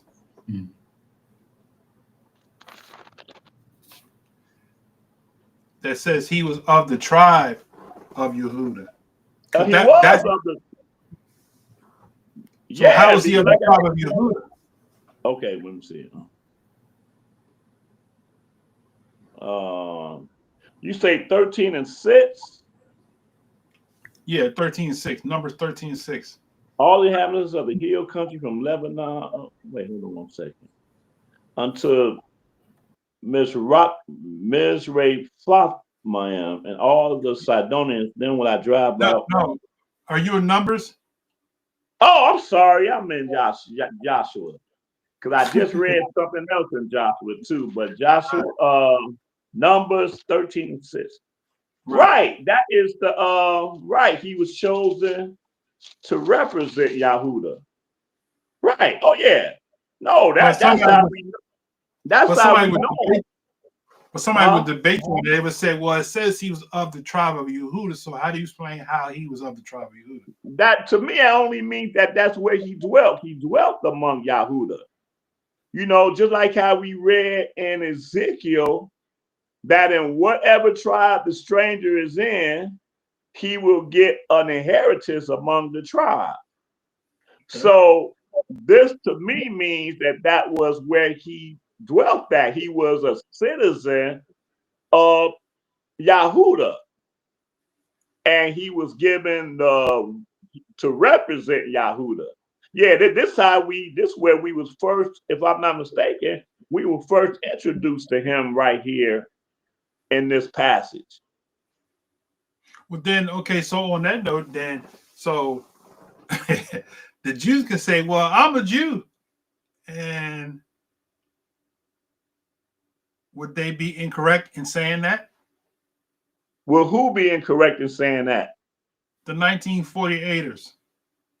Well, here's the thing with that.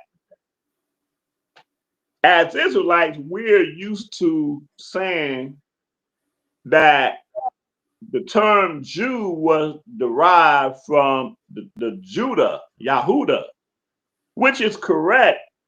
But throughout the whole Bible, at least half the times we see the term Jew, almost half the time, it's not referring to bloodline Yahuda, but it's referring to one who serves Yah. That could probably be of a whole nother people, just like then in the Acts the 2nd chapter.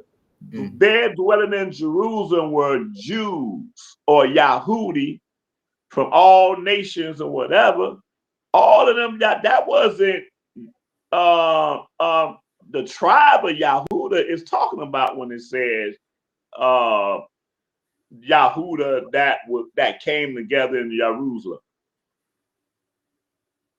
How we know that? Because you're like, as an example, Esther the 8th chapter tell you that many in that day became what? Yahuda.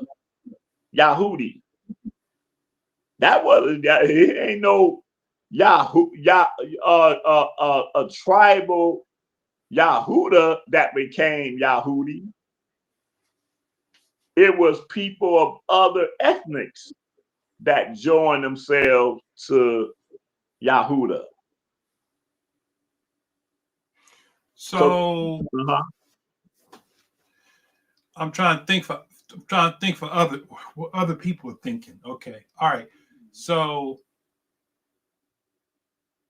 the name Yahuda means Yah be praised, right? Yep. Now will I praise Yah. So anybody could be a follower of being a person who praises Yah. That would make them a Yahudim, right?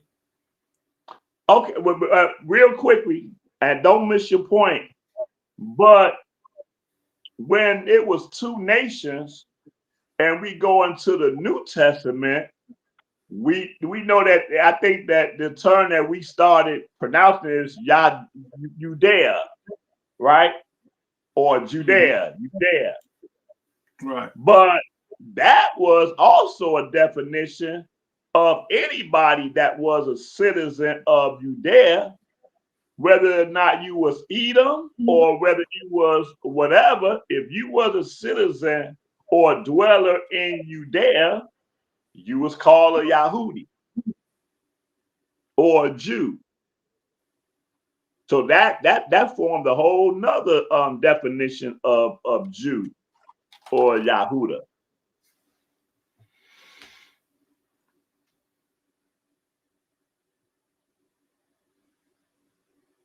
Shoot, Herod, he was king of Yahudea. Well, now what came to my mind was your boy Paul, right? Controversial Shaul. Okay, Philippians 3:3 is where he says, for Philippians 3 and 1, right? Let me bring it up on the screen. Okay. He says, finally, my brother, rejoice in Yah. To write the same things to you, to me, indeed, is not grievous, but for you it's safe.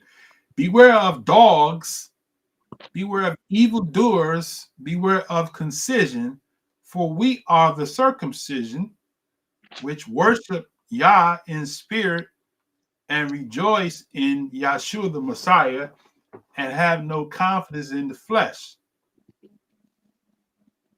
Right? So is he right in saying that? Because reason why I'm bringing out, because Christians would jump on that real quick and say, "Oh, it doesn't matter whether you're Israelite or not." What would you say to that? Well, we know that Paul literally had issues with RP. Now, and you read that, and I immediately thought about Colossians, the 2nd chapter, where he gives a similar warning to the Colossians, a similar warning. Colossians 2nd chapter, as he says, what he says that? Wait a minute. Right after he says, let no man judge you. Oh, 2nd chapter, I'm sorry. Right after he said, let no man judge you. That's the 16th verse. Was that 1 and 16? Okay, let me see. I'm trying to say where he said something after that. When he said, beware of the concision, I think he said that in this chapter too, which are shadow things. Let no man beguile you of your reward, which and not holding. I thought he said something about the concision, like beware. Oh, that's verse 2. That's Philippians 2:3. Okay. That was what I just read. Beware of dogs and beware of evildoers, beware of concision. But you said Colossians. Yeah, I thought he said that right after he says, let no man that which are a shadow, let no man beguile you of your reward. Oh man. I thought he said something about, hold up. Maybe that was Philippians, but I thought it was Colossians that I had read that. Hold up 1 second. Are you talking about Colossians 3 and 11, where he said there's neither Jew nor Greek? Let me see.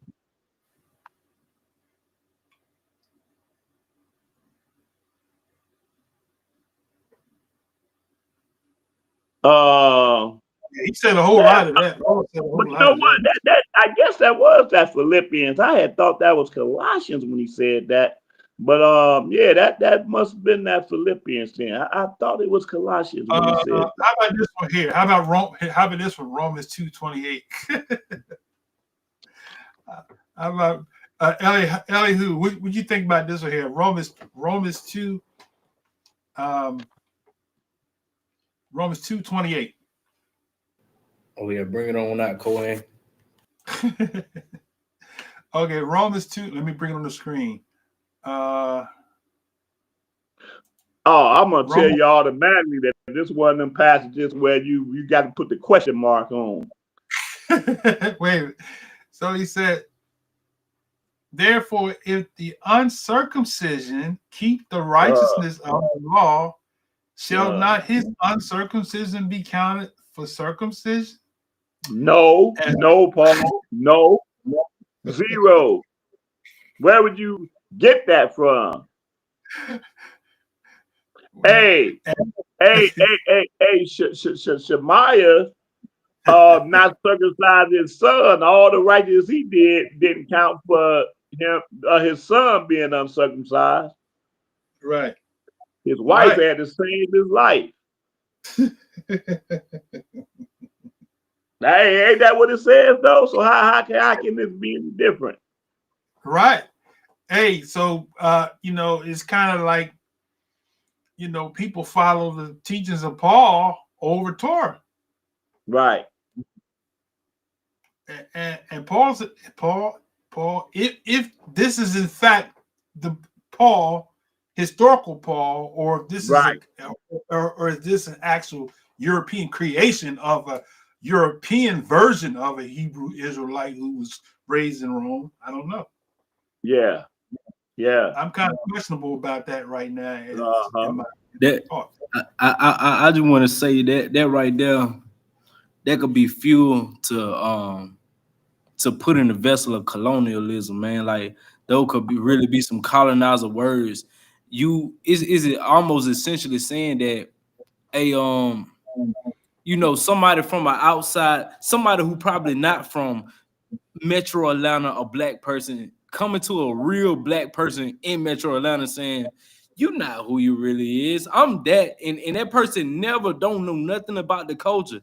But I'm saying, just saying that to a people that got a culture that they hold on to, that's tied to like they ethnicity, is tied to their faith, and you saying something like that, kind of like a slap in the face to them.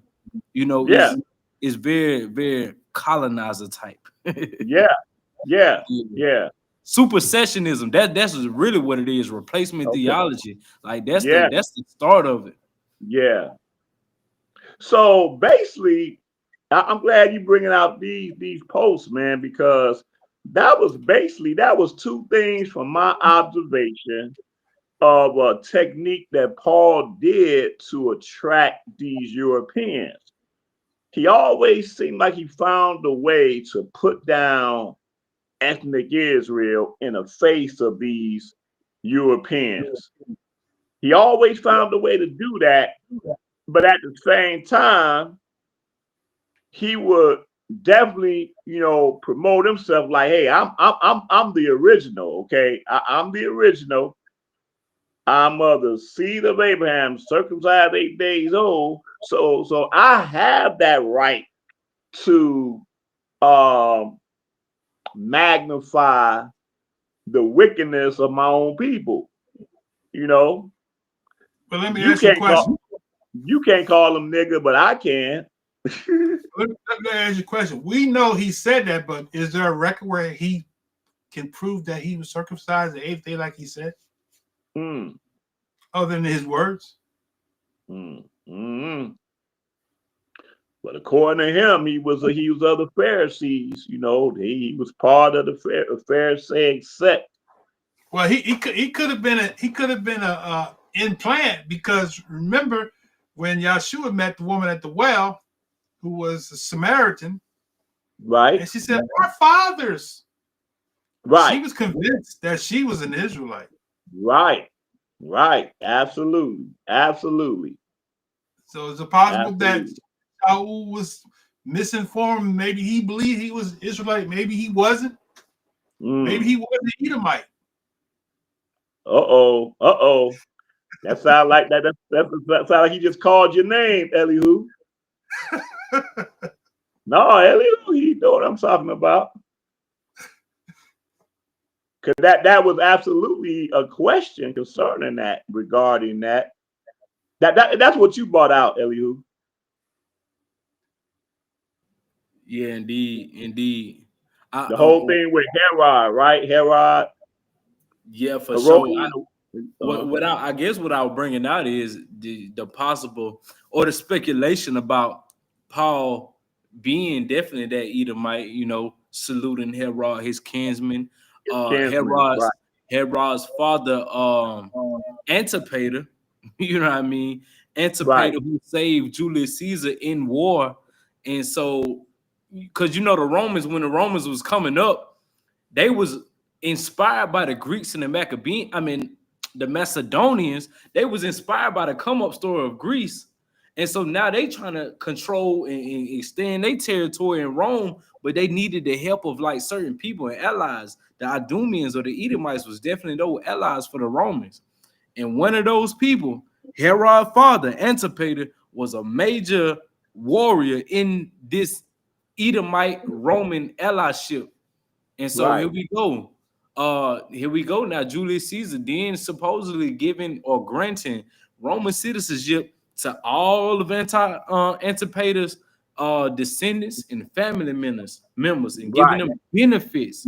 And so we see the protection of certain people in Judea of the Herodian Antipater family getting protected when things get weird by Roman soldiers and able to go to and fro, showing their citizenship in Rome, like, hey, y'all, still a Roman, I'm still a Roman, you know what I'm saying? So it's this book called Operation Messiah that kind of really hit on the point that, you know, somebody like Paul, who frequently saluted people like Bernice, frequently saluted people like Epaphroditus, who was the secretary of Nero. Like, what is his cahoots with political powers in Rome like this?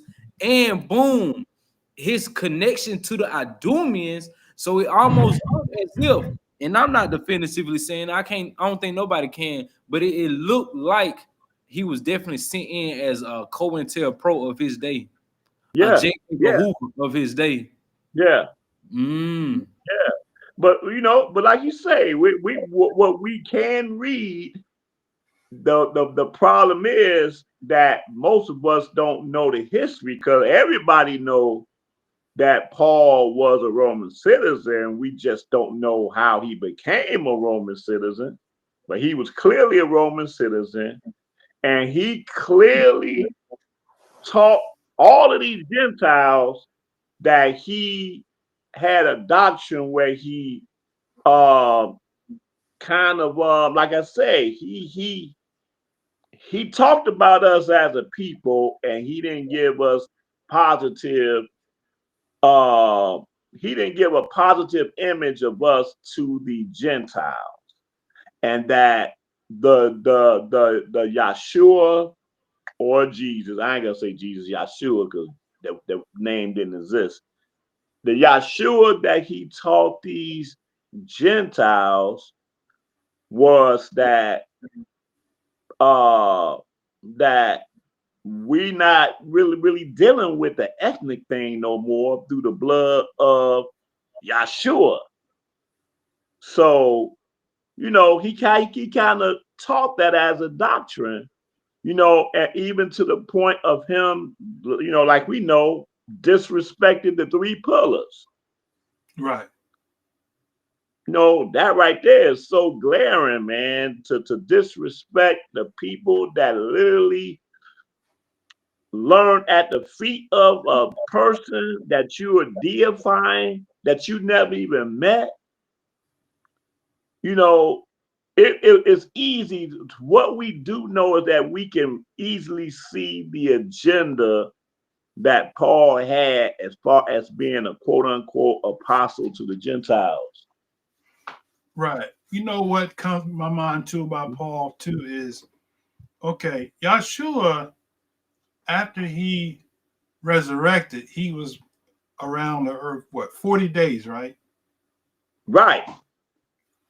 So Paul had a vision. So was that a vision after the Messiah was taken up?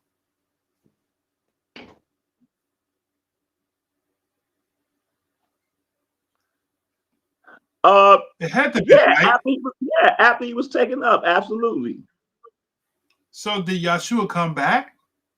Right. To appear to him? Right. Which cannot fit into the narrative. Right. So that's suspect because they Christendom, everybody have all these visitations of Jesus. Yeah. Just like before Joshua, Jesus appeared to him in his room and told him the rapture was going to be on September 23rd. Right. Right. How do we know? Who validated Paul? How do we know that Paul actually he had these visions that he's seen? Yeah. Right. So did Yahshua make a secret appearance to him? Right. That's well, I always thought it was suspect that Yahshua would not tell him to go learn at the feet of Peter and John and James. Why wouldn't he have sent them to them? They were still alive during that time. And throughout his entire time, he spent trying to justify himself to the three pillars, but then he dissed the three pillars at the same time. It's like he dealt one way with the Gentiles, and then he dealt a whole different way when he came among Israel. That's clear. That's too clear. Yeah. You know. And the thing is that he didn't teach what Yahshua taught. That right there is point one. I ask any apologist or whatever, show me where he literally taught the same thing that Yahshua taught. And you can't show me that. So matter of fact, the scripture say out of 2 or 3 witnesses, let everything be established. You can't give me 2 or 3 witnesses when you're reading Paul. You can't give me another witness of nothing that he says that's contrary to what we know, like you say, what Yahshua taught. Right. And if Paul knew the law like he says he knew the law, he would know that out of the mouth of 2 or 3 witnesses shall every truth be established. He would know that. So why is there no other validation from anybody else validating anything that Paul said? Nobody anywhere of the apostles say the same thing that Paul. Matter of fact, Yaakov rebuked him. Subliminally. Right. Faith without works is dead. Yeah. I don't know. No, go ahead. No, I was gonna say, he said, but thou, O vain man. I like what he called him, that vain man. And we read that, we act like we ain't supposed to know who he's talking about. But he's quoting Paul word for word. He's quoting him. You can't get around that. And it's like James was offended that he gonna even use Abraham. That you even speak the name Abraham out of your mouth in that context. It's like James was highly upset by that. Like, you got a lot of nerve. Go ahead, Elihu. No, I was just thinking, I would say, like, would it be safe to say that Paul or maybe his followers had, like, real deal officially moved away from any Judaic or Hebraic frame of thought or thinking? Because it's just like ever since the 2nd and 3rd century BCE, a lot of people started to opt into choosing Hellenistic practices. But the more I think about it, I think I understand why it's so delicious in people's mouth and so attractive. Like, it's you don't really have any limitations to what your mind could do. And I think it really tickled humankind's fancy to think on things that's really like outside of whatever they realm is. So basically what I'm saying, what we see in Greek philosophy, when you got all of these high aristocratic upper echelon philosophers Socrates and Plato's come about, like this is a lot more attractive than sitting around reading books. You know what I mean? Using ontology and epistemology. So I feel as if maybe Paul and his followers, who I personally believe had became those Gnostic communities that you see in Egypt. I don't know if anybody ever read some of those Gnostics texts, like the Nag Hammadi scrolls. Like some of that stuff, it could make somebody's head spin because it's so doggone thought-provoking and philosophical. Right. I feel like a lot of people, they be looking into that stuff, like they move away from what the actual goal of doing life is. You know what I mean? Because you so wrapped up in mysticism, you wrapped up in spookisms. You know what I mean? And so, and I hate to use that word spooky in such a bad, in like a negative connotation. But what I'm saying, when you do get to some of those letters, and then some other certain things that you may see in the New Testament as well, it get very, very, very, very like that. That Gnostic type spookisms and stuff like that. So my theory is that Paul and his followers probably definitely moved away and was turned off at some point. It seemed as if in his early career, he wanted to reason a little bit with some of the part of the circumcision and the Pharisee groups like that Yaakov Hasidic belonged to. But eventually, as time progressed, you follow the timeline, he had enough falling out with people. Barnabas, John, James had enough falling out with people that he like, well, I'm just drop all this. Man, I'm going all the way Gnostic, all the way Hellenistic, whatever it may be, you know, really philosophical to increase his penmanship or whatever he may have been doing. But yeah, well, you know, like I always say, I think that the seed was planted through his affiliation with that sect of Pharisees that were wicked. Because no, the Pharisees were just like how we are here among the different Israelite groups. So just like we'll say one West, and then you would say among the Pharisees, these Pharisees right here, you don't want to mess with them because they'll kill you. And that's the sect that apparently Paul was a part of. But then for whatever reason, if we accept the story of the road to Damascus or whatever reason, he was split from these brothers, but these brothers gave him a very negative connotation with Hebrews. I think that was the beginning of his break from Hebrews. And then he like, well, I'm a Roman citizen. I speak the language. So it just fit that I should be going unto the Gentiles to preach whatever doctrine. And among them Gentiles, he absolutely taught Yahshua as an idol. As an idol. Because explain to me, how are you going to be lifting up the name of Yahshua over and over again, but you're not even teaching what he taught?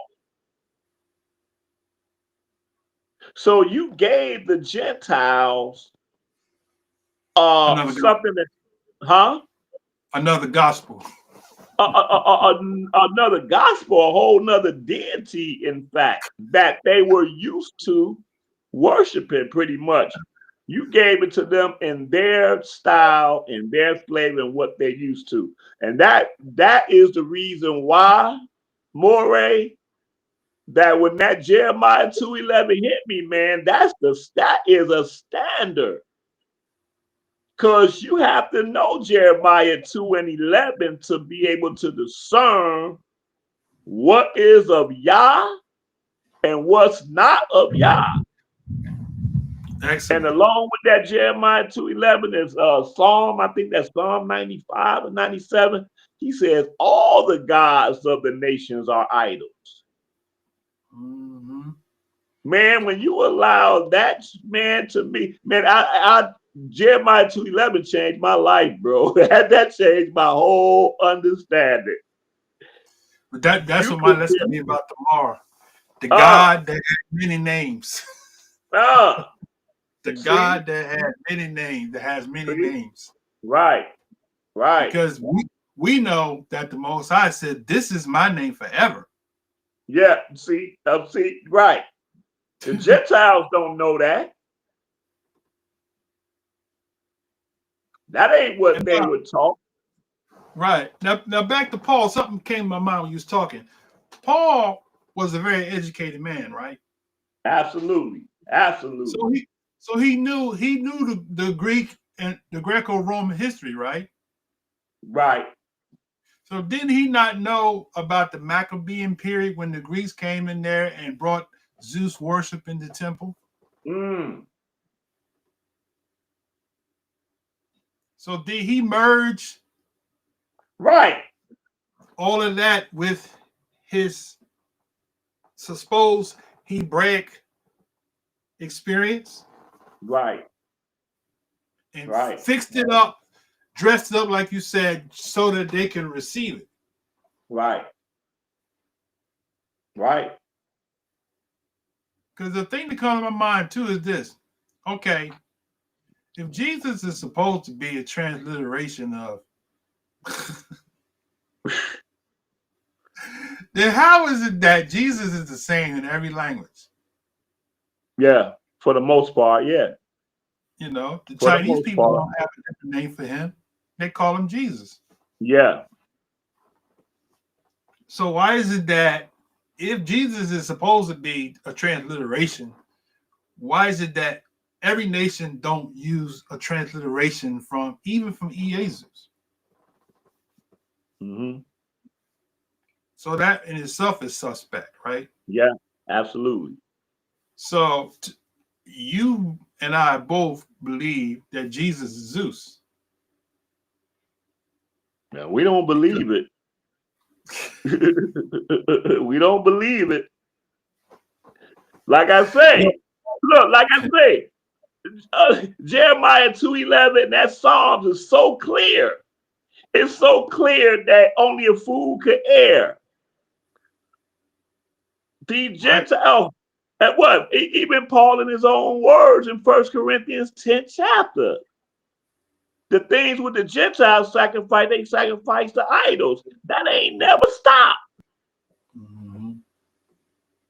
So yeah, I don't use that term believe, man. I know for a fact. So even down to the point where some of them, what do they call Paul Mercury? Right. And his road dog, Jupiter. Barnabas. Yeah, Barnabas, Jupiter, yep. So that ought to make somebody think, why was that there? Well, and not only that, but let's look at that from historical dynamic. Where were they at when that happened? What was they in Athens? Where was that they at? Where were they at? I think so. Let me see. Check this out. Let me see. Where are they at? Acts 14. Acts 14, right. 14:12. Okay.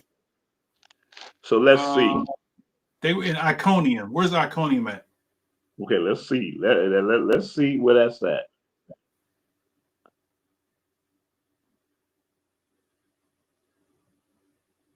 Okay, so that's in Turkey. Turkey. So that's Asia. Okay. I was trying to figure out if where they were mostly Roman influence or was it Greek influence? That's what I was trying to figure out. But that was the turning point. So, yeah. Technical standpoint, it was a Greek peninsula. Okay. Because they had overran the Hittites. Okay. And took over that. Yeah. Later on became the Byzantine or Byzantine Empire. Greek Orthodox. See, so the reason why I'm asking that, and like I said, I don't know, but the reason why I'm asking that is that I thought that was interesting that they used Jupiter as opposed to Zeus. Right. Because we know they're the same. It's Right. just a matter of the language. Jupiter is the Roman equivalent to Zeus. Right. Right. Right. The sky deity, Peter. The sky father. Right. Right. Uh-huh. So that's something that I was wondering, you know, why would they say Jupiter as opposed to Zeus there? It means the same thing. It means the same thing. Yeah, it means the same thing, but in terms of the just like Jesus means the same thing. Right. Absolutely. Absolutely. He's the sky father. Uh-huh. Christians call him the sky father. Right. They don't use that terminology, but that's what that name Jesus means, the sky right. father. Uh-huh. Jesus. Right. So just like when we get into the Greek so-called transliteration in Luke, the 4th chapter, I believe, in the 27th verse, when it transliterates Elisha as Eli-Zeus. Right. But they, in the King James Version, they put the Z out and replaced it with an S. No, where that come from? Look, I want to read this in Acts 14, the next verse. It talks about Jupiter, right? So okay. In Acts 14:12, he says, let me just read up a little bit first. So it said, and there sat a certain man of Lystra. Where's Lystra at? An impotent in his feet, being crippled from his mother's womb, who never walked. The same Paul, this is what Christians do. They follow this whole methodology. The same heard Paul speak, who steadfastly, I've thought about Benny Hinn when I read this part right here. The same heard Paul speak, who steadfastly beholding him and perceived that he had faith to be healed, said with a loud voice, stand upright on thy feet. And he leaped and walked. And when the people saw what Paul had done, they lifted up their voices, saying in the speech of Lycaonia, the gods are come down to us in the likeness of men. Why would they say that? And they called Barnabas Jupiter, Paul Mercury, or Mercius, because he was the chief speaker. Then the priest of Jupiter, which was before their city, brought oxen, garlands into the gates, and would have done sacrifice with the people. Which when the apostle Barnabas and Paul heard of it, they rent their clothes and ran among the people, crying out, saying, Sir, why do ye these things? We are men like passions with you, and preach unto you that you should turn from these vanities unto the living Elohim, which have made heaven and earth, the sea, and all things that are therein. Who in time past suffered all nations to walk in their own ways. Okay. So why would they call him Jupiter and Paul Mercury?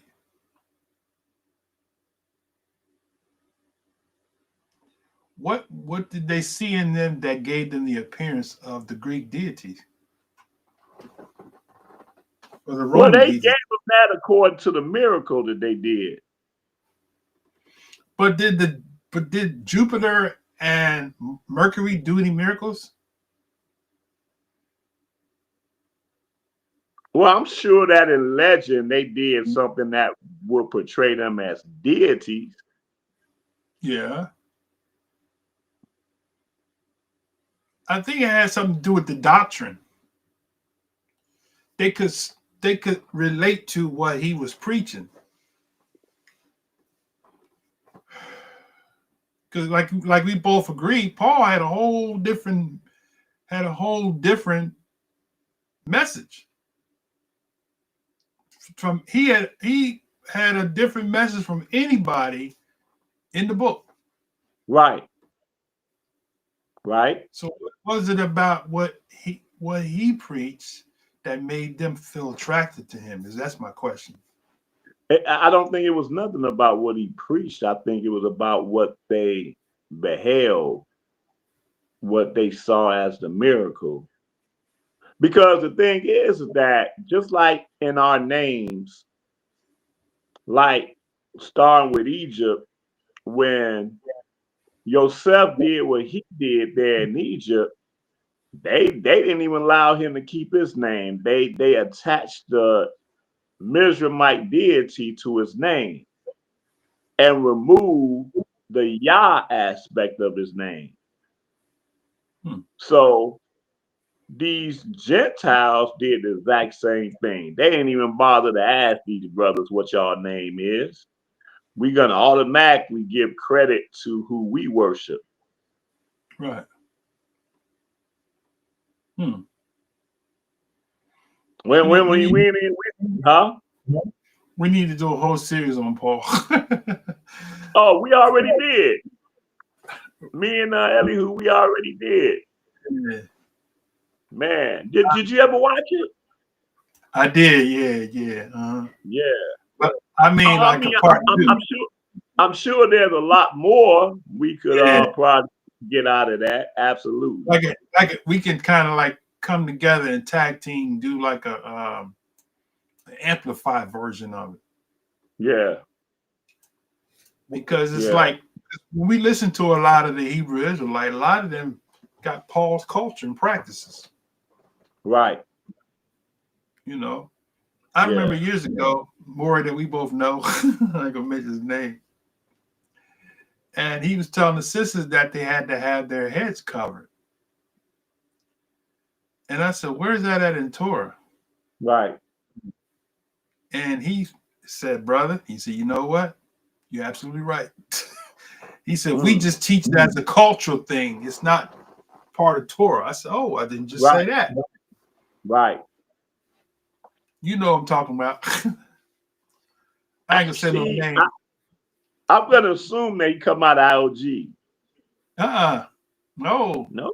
He's in Ghana now.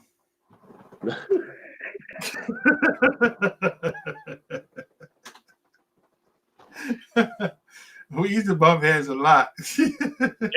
Yeah. Say less. Say less. So I'm gonna let you close out with your closing remarks. We got 12 people still in the room. So those people that came in here wanted us to. We actually was going to play more of the commentary, but it's a 3-hour video. We don't have the time to play the whole 3-hour video. But yeah, you know what, man, if I'd have known that you were gonna play it, man, I'd have watched it again and pinpointed specific things. I wish I'd have done it, but I didn't get a chance to do that. But those of you that's in the room, I want to know, did you guys watch the video, and was there anything that you guys may wanted to bring out?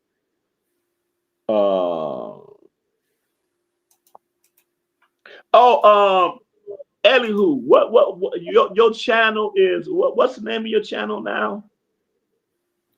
Elihu TV.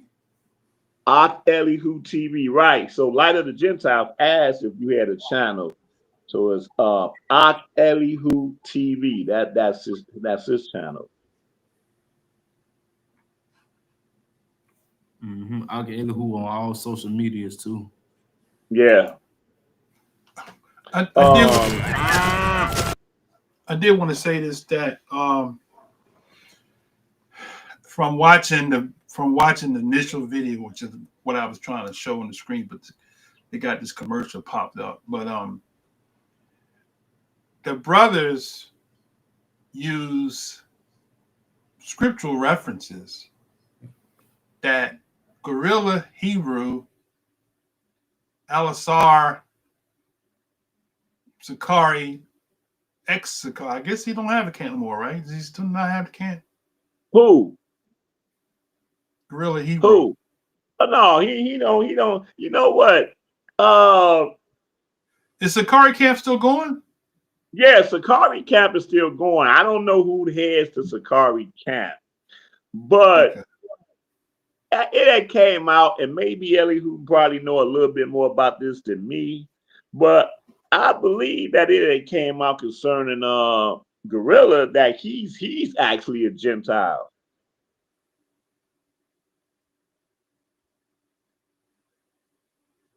Yeah. Oh, Ellie, who you there?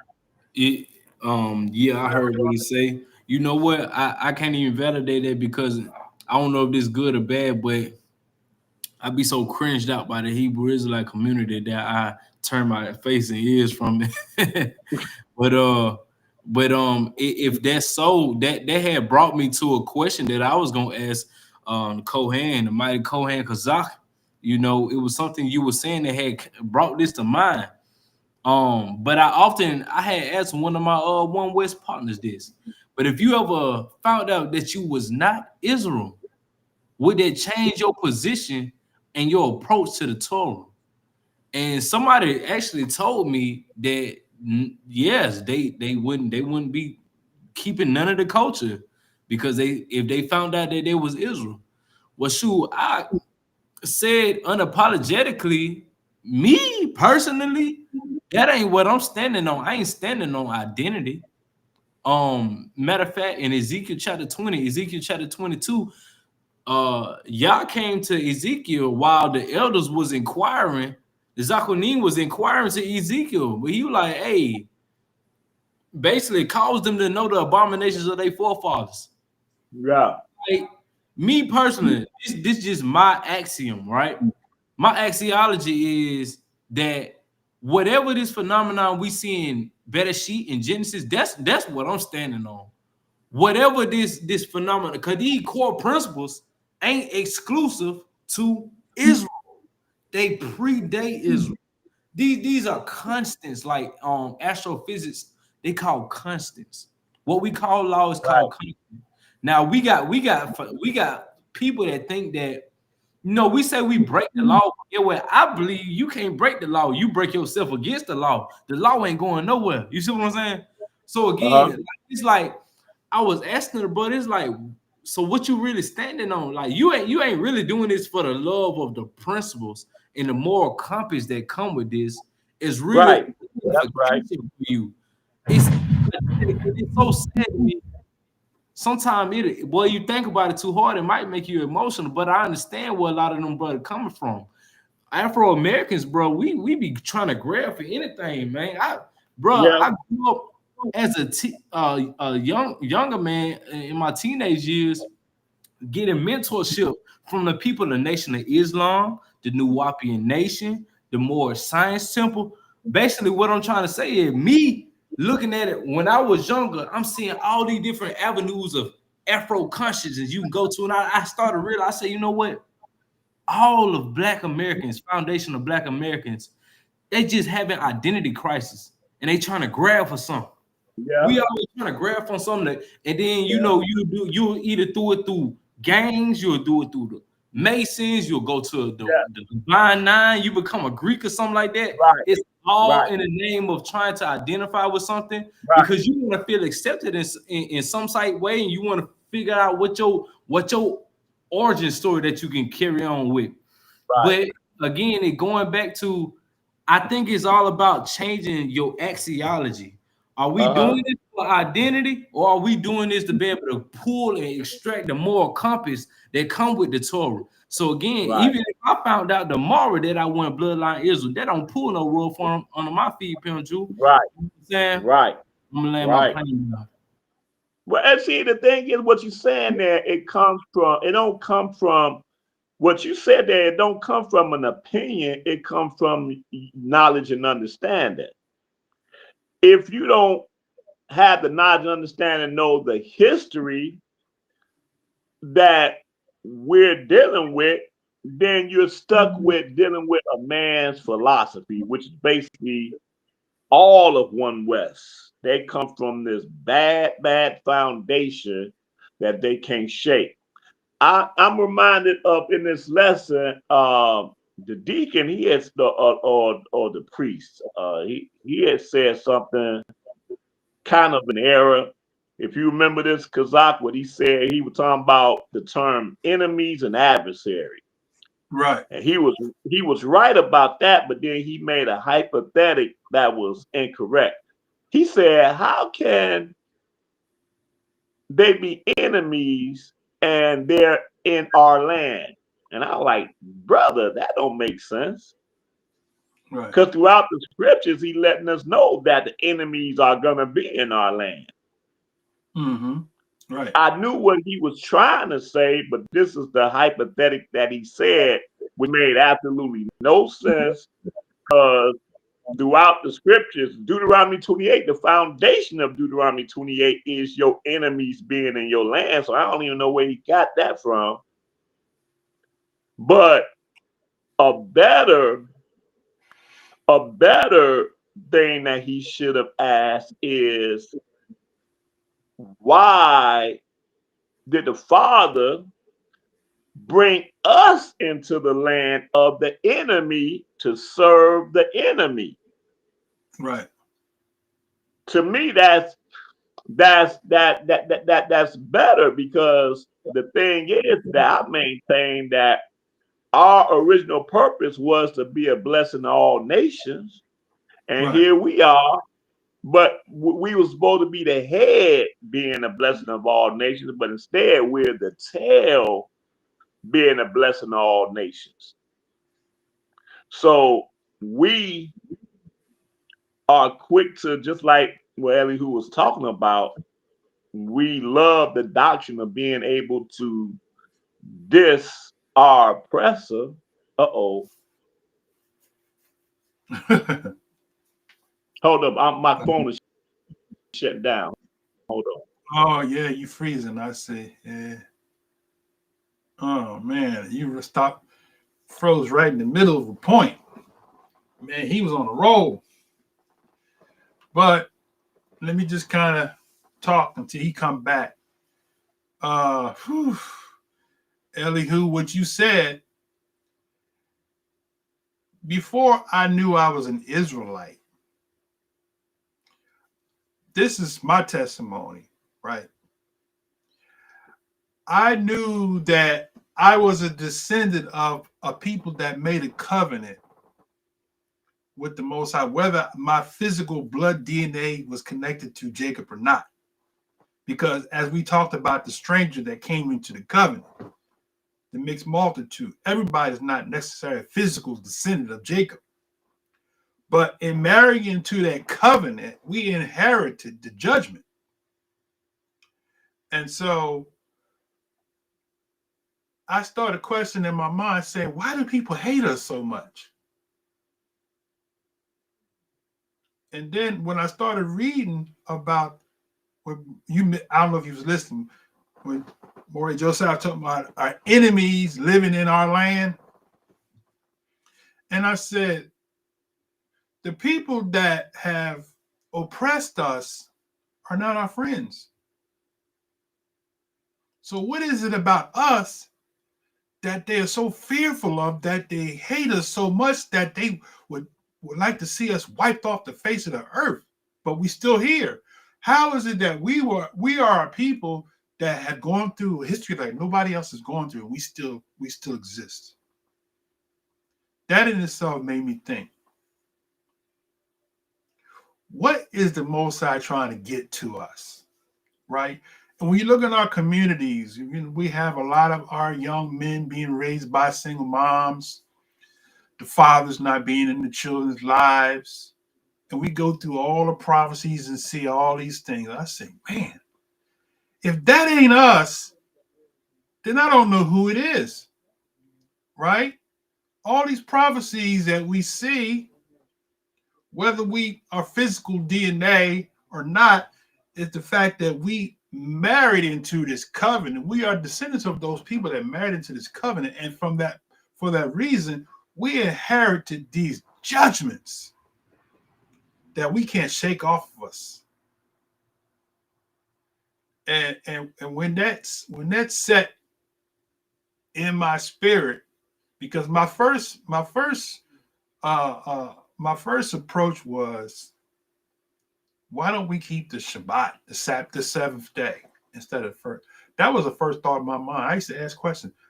But the Bible says, remember the seventh day. I was a kid. Why are we worshiping on the first day of the week? And everybody was telling me, well, the church changed the Sabbath to the first day. I'm like, well, but the Bible says he changed not. So who gave them the thought? I would ask these questions as a young man. Who gave them the authority to change these things that the Most High said is not going to be changed? So I was having some major problems. And I'm the son of a pastor. I got ordained in the Church of God in Christ, and I was asking the same questions. And I said, you know what?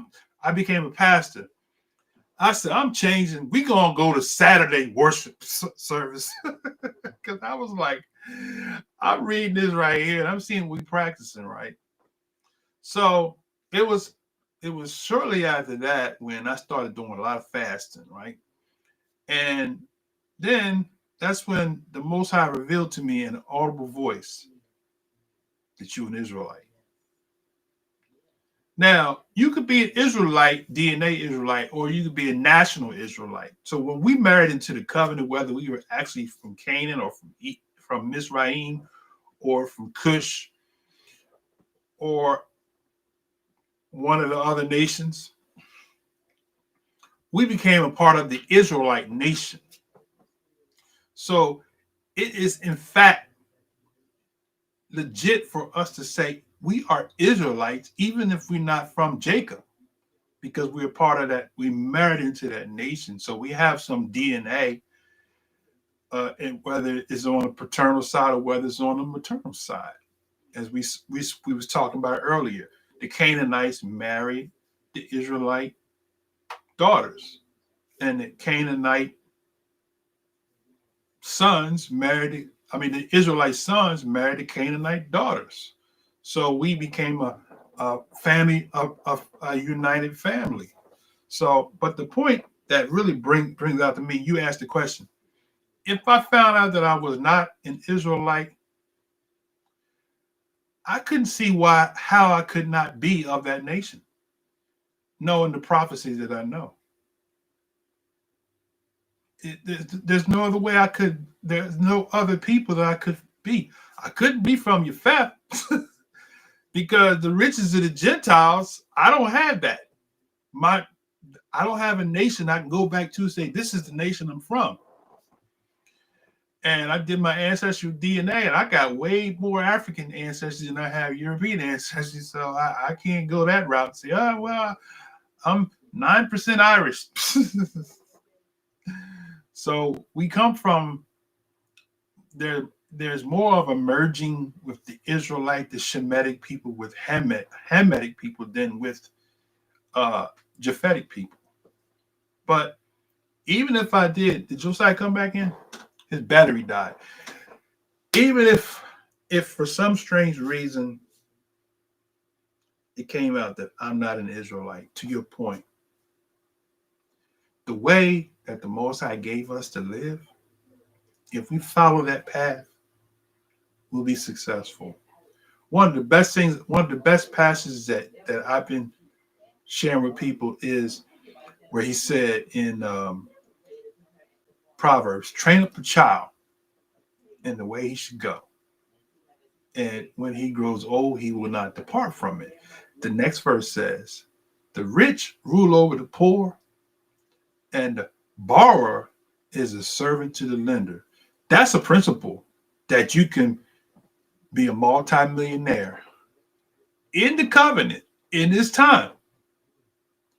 If we make that application right now, you like me, you're a truck driver. Man, if I know what I knew now, I'm not saying it because I'm not materialistic, but I'd be filthy rich right now because I would have made different decisions. The Torah instructs us how to be successful as an individual. We may not be successful as a nation, But as an individual, just like we look at Joseph, how he was blessed when he was in Mizraim, right? So even if I was not a physical DNA Israelite, the principles, to your point, of Torah is the way of life. And I will follow that way of life to be successful in every aspect, physically, healthy wise, right? Man, I did some dumb things, man. I'm bald headed now because I used to wear Jerry curls. You know what I'm saying? I mean, just dumb things, you know what I'm saying? Eating caramel popcorn, and I popped all my teeth out from eating that stuff. A lot of stuff, learning experience. I learned, but I had to learn from my own mistakes, and it costs a lot.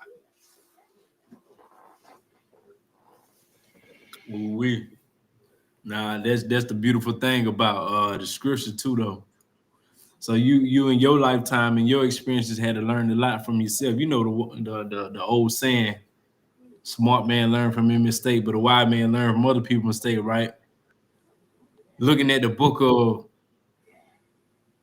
Judges, you see Samuel, according to tradition, Samuel scribed the book of Judges.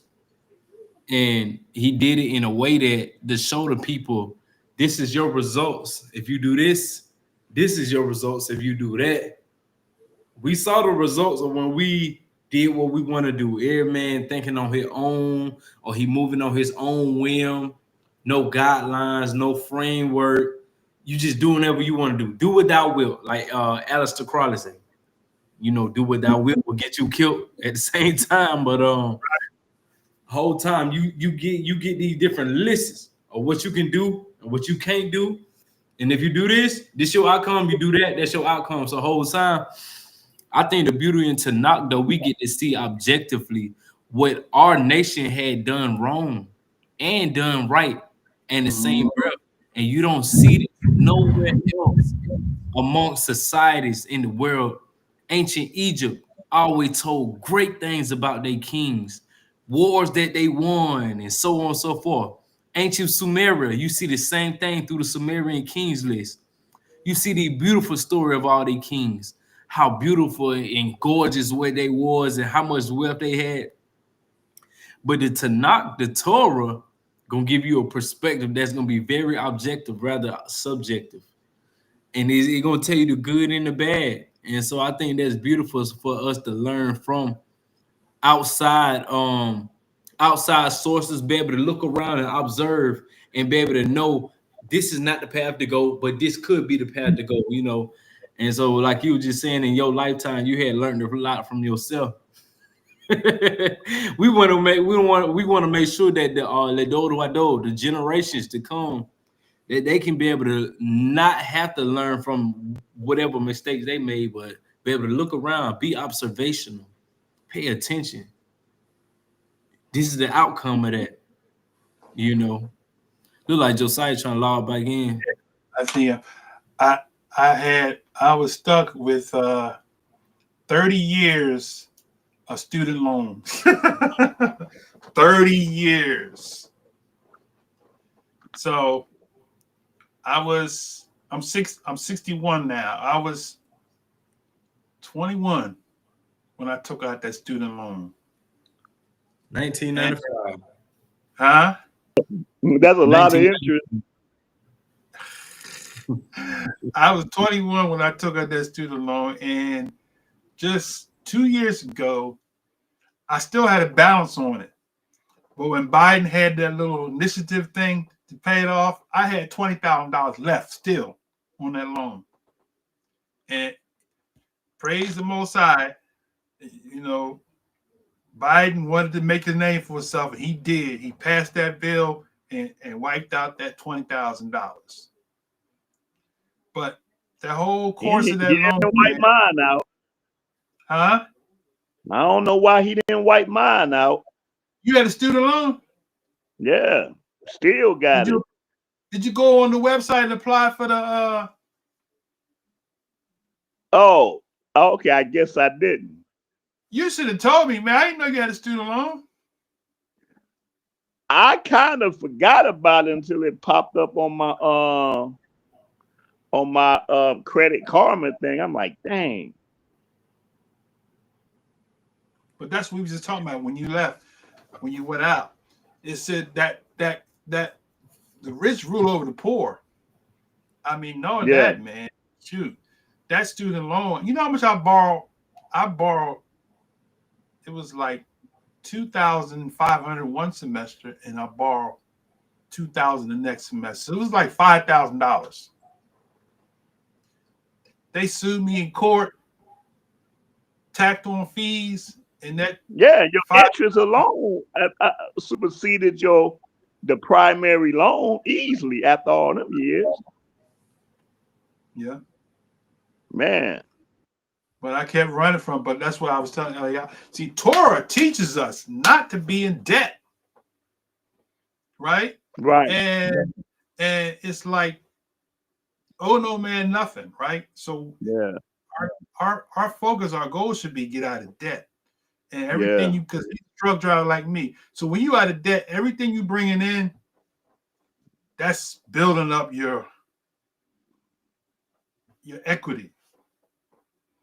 And if I knew what I know now 30, 40 years ago, oh yeah. Look, we would have little centers. See, my thing is I'm not about religion, I'm about building centers, right? We would have Hebrew centers where we would train people that run businesses and stuff like that and build communities and stuff like that. Can you imagine that if we taught our people to do that, we'd be dangerous. Yeah.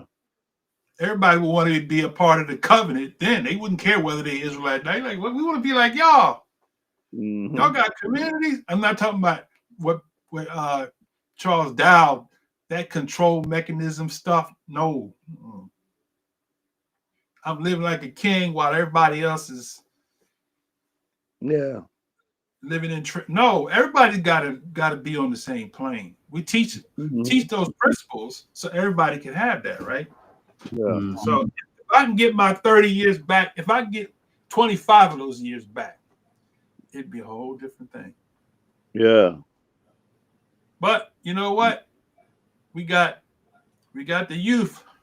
We got Elihu. He got the knowledge. he learned from our mistakes. Right.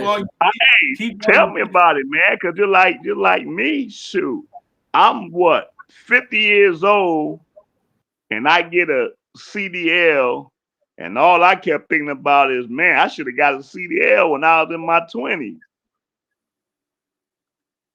But Elihu, he did get his CDL in his 20s. For sure, right. Indeed. You got your own truck now? You own your own truck? Nah, well, let me tell you something. Uh-oh. It was just last year, as I was going to go into the hot shot business. But everything had went left because I was sitting there. See, the Most High didn't want me up in Atlanta doing what I was doing. You know what I mean? You know the book of Proverbs say he that make haste to be rich have an evil eye and don't know that poverty come to him soon. And so, you know, being in certain areas around certain people, man, I was chasing the dollar. And you know, when you chase a dollar, it run from you. And shoot, I had lost a big 5-digit number that I was about to funnel into the business the trucking business that I was actually opening up. Had all the articles of incorporation lined up. I was making sure I would be able to do all the BCO3 filing with everything, you know, from the be able to either do hot shot or box truck. But as I was getting ready to go buy the truck, some stuff had ran up and I took a major loss. And I'm still trying to recover from that. So I had realized that, you know what, if you're gonna be in that tight field, bro, owner operating may not be the only route, but the whole logistics field don't stop running. It don't stop. There's so many other avenues you can be in logistics and transportation as well.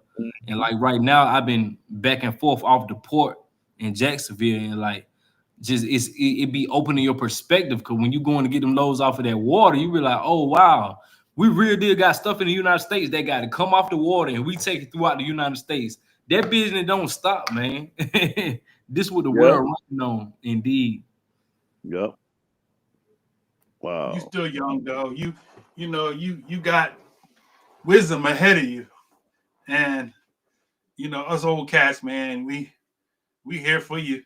And one thing I at my age now, shoot, I tell somebody young, don't worry about having a big corporation. Get a truck, own your own truck, get your credit clear, because you can make. I know a guy, he bought a truck in 6 months. He paid the whole brand new truck off in 6 months. And I'm talking about $150,000 truck. He paid it off in 6 months. And he owns this truck. And matter of fact, this brother's in the covenant. He'll work on the Shabbat. He sit his truck down and go to Shabbat up in Baltimore. I don't know if you don't know him, Moreh Josiah. Do you know the Simmons? Okay, yeah. So yeah, they I met them through Picard Smothers and them. Okay. Yeah. But, You got the Smothers down there in Baltimore with it.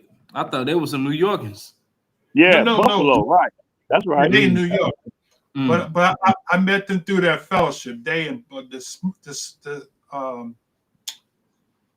the Simmons is in Baltimore. I met them through. They used to have a fellowship. Right. That's why I met them. Yeah, I'm with you. I'm definitely with you on that, Cohen Kazak. You definitely speaking, because what I have been realizing lately as well too, when it comes to the kingdom, and we speaking about practicality, not just from a religioso standpoint, but the practicality of what building this kingdom look like. What did Yeshua talk about when he talking about whoever put their hands to the plow and look back ain't fit for the kingdom? You know what I mean? Yep. What all does that entail? And in my humble opinion, in my humble interpretation, I would say that entails institute building. Actually, right. If we asking for a blessing from the Most High, like give him something to bless. What did you do today that went towards? What did you do today? Or did you think it's gonna fall out the sky? I think we all the time be looking for magic shows. Yep. Indeed. But yeah, we definitely got to put our hands to the plow. Right? Yeah. Hey, I had a $30,000 Moreh Josiah had a $30,000 credit card debt. I'm down to under 10,000 in 3 months. You hear me? You locked in, ain't it? I'm serious about getting out of debt, man. I don't care what the devil or Dick Tracy say, man, because I realized that if I'm free, see, your trucking business is for you to make preparation for what you really have been called to do. Yeah. To finance what you're going to do, right? And I know for me, once I'm going to write a book on finance with wisdom, because a lot of people have finance, but they don't have no wisdom with that finance. And you can be broke tomorrow. If you got finance and you don't have no wisdom with it, be gone. So the scripture said, Most High told him, he said, you're going to be in this captivity while. He said, build houses, plant vineyards, take wives for your son that you might increase, right? So we can increase if we have the application of, like you said, what Torah is telling us how to be successful, right? And we follow that, we'll see. It took me a long time to get this, man. That's why I said, man, if I knew this 30 years ago, it'd be a different story. Yeah. You're right, but you through the next generation. Yeah. Mm-hmm. Indeed, man. Like me and Moreh Josiah, we grandfathers in this walk, man. We've been around for a long time, and we're not popular like a lot of these brothers that got 1,000 subscribers. I think the whole thing on that, man, Uh-oh, he froze up again. He definitely in that matrix right now. He froze. We gotta get you on. We gotta get you on the laptop I next can hear time. y'all. Can y'all hear me? I hear you. Yeah, we hear you. You froze. Oh, okay. But we hear you. You know, here's a funny thing, man. Because I had my phone mounted, and the way I had my phone mounted, I couldn't up. So I forgot it wasn't plugged up. So when it went out of the phone, but my other phone was connected to this phone, the hotspot. Are y'all froze? Oh, y'all can still hear me, but on my phone, it's froze. Well, we can hear you, but your video's froze, but your audio's coming through. Mm-hmm. Okay. That's weird. But yeah, my phone service is through Visible. And on Visible, I have a hotspot. It's free. My hotspot is free. So all my connection, like I don't even have like no home internet. Everything I have is through my phone, through my hotspot. Hey, Moreh Josiah, I'm gonna tell you like Yeshay used to say. So you still got dial-up, huh? Yeshay used to say actually, the term he used to always you know what he say? He say, hey, do something with that jackleg connect you got. Yo, jackleg. Jackleg connection, yeah. Did you ever meet Elihu? Did you ever meet Yeshay? Oh, no, you never met Yeshay. Yeah, right then. Yeah, those were the good old days, man. Before Elihu. No, I remember when he passed though. That was probably like 3-4 years ago, ain't it? Right. I just never. Yeah, about 3 years ago. I never met him. Yeah. Okay. But I seen him on like old videos, and stuff like that. Yeah. Yeah. Yeah. Yeah, that one video that you see us being in Chicago, that's when I met Moreh Josiah. Talking about out there by that water. Yeah, by that water, Lake Michigan. Yeah. Oh, that was Lake Michigan. Yep. Hey, I'm gonna end the stream, but we can keep talking. I'm gonna end the live part. Oh, before you end the live part, man, I want to make this point too. Okay, go ahead. For the people of One West to consider also is in regarding the Gentiles, man. If it was, and they, Ellie who know I've say this a lot in our lessons, but if it wasn't for the work that Yahshua did and having to bring in the Gentiles, then there's no way we would have what we knew, because all our Bibles we got and all that came directly through Gentiles, and that whole operation in terms of that. Father is very systematic if you understand how he operates, how he functions.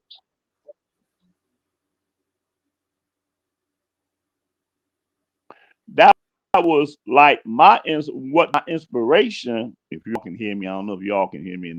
That was my inspiration in the book Shemaiah the Lawgiver.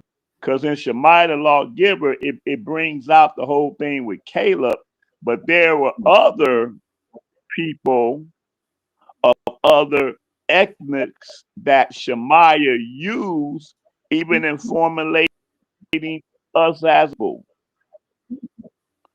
that we just lose sight of. Like his father-in-law, Jethro, or Reuel, because he had, I guess, he was instrumental in counseling Shemaiah and how to go about judging the people. Reuel had a son. This is in the Bible. This is our King James Bible. He had a son who was also a Moabite, and he was a good scout.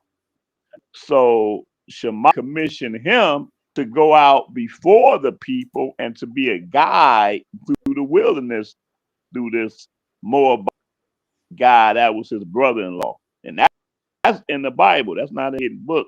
That's in the Bible. But in the book was about not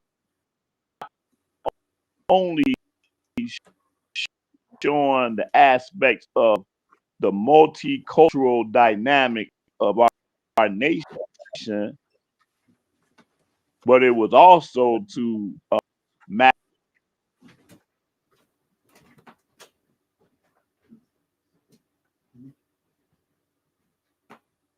magnify us that we had when we was in the wilderness, that part of our heritage that eventually being where we are now, enemy among the nations, and how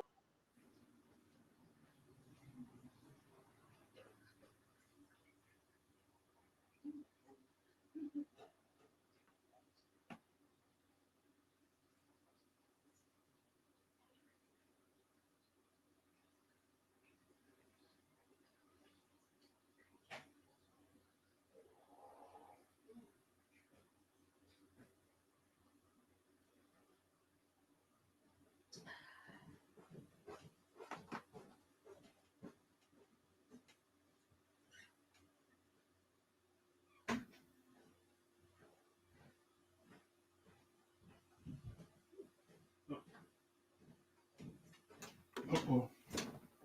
He stopped. Yeah. Okay. Woo. Oh, man. You still there? I think his phone went all the way into the Matrix. Wow. I'm finna get rid of laying my plan for the night.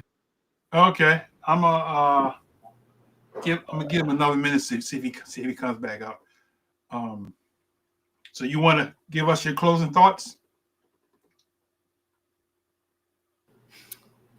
Indeed. My closing thoughts is, for one, I'm gonna have to go back and finish watching the video. I know it's 3 hours long. Lord have mercy, they were putting in some major work with that. I was also wondering, because it seemed as if that somebody may have to have in mind and bearing in mind the fact that you see throughout scriptures in Jeremiah 51 and also in Zechariah 14, where these nations are being destroyed and burned and people being killed. I think that would kind of help validate some people with their understanding, saying that no salvation is to Gentiles, because they bearing in mind the prophecies about Gentiles nations being destroyed. Well, for one, we would have to, I think we'll have to look at it like this, right? For one, we dealing with individuals who would definitely like to cleave on to Israel, are not now being subjoined to this nation.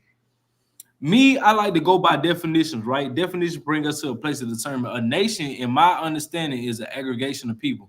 They got like a legalistic relationship to a land, language, and culture.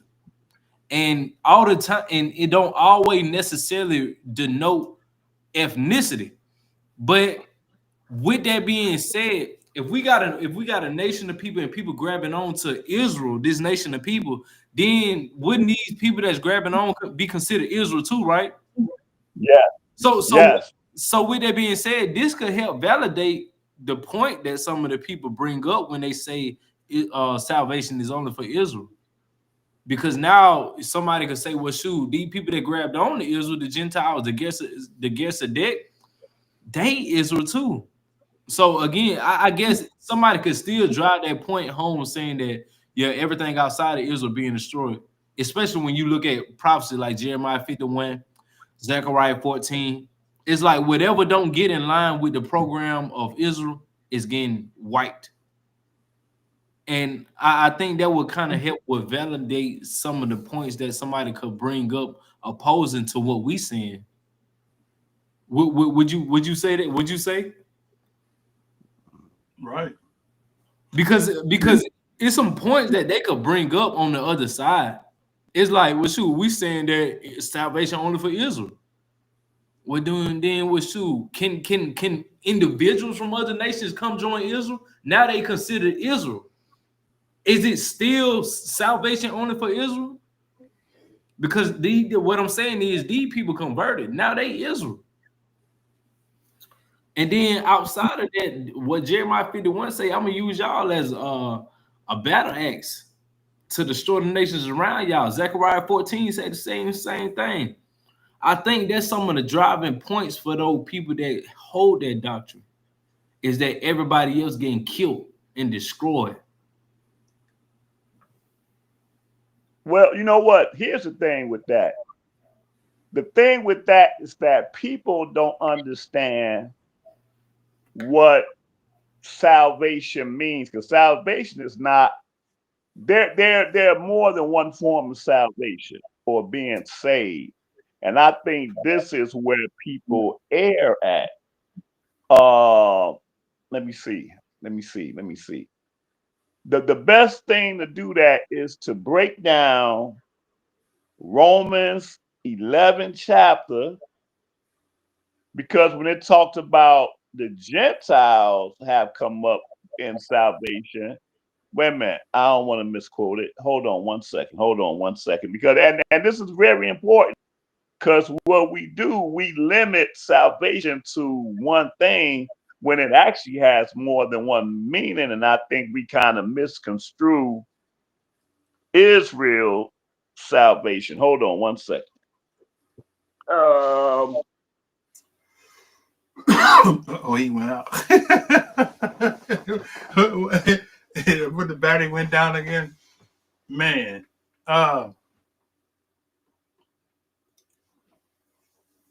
We got 6 people still tuning in. His phone went out again. Lord have mercy.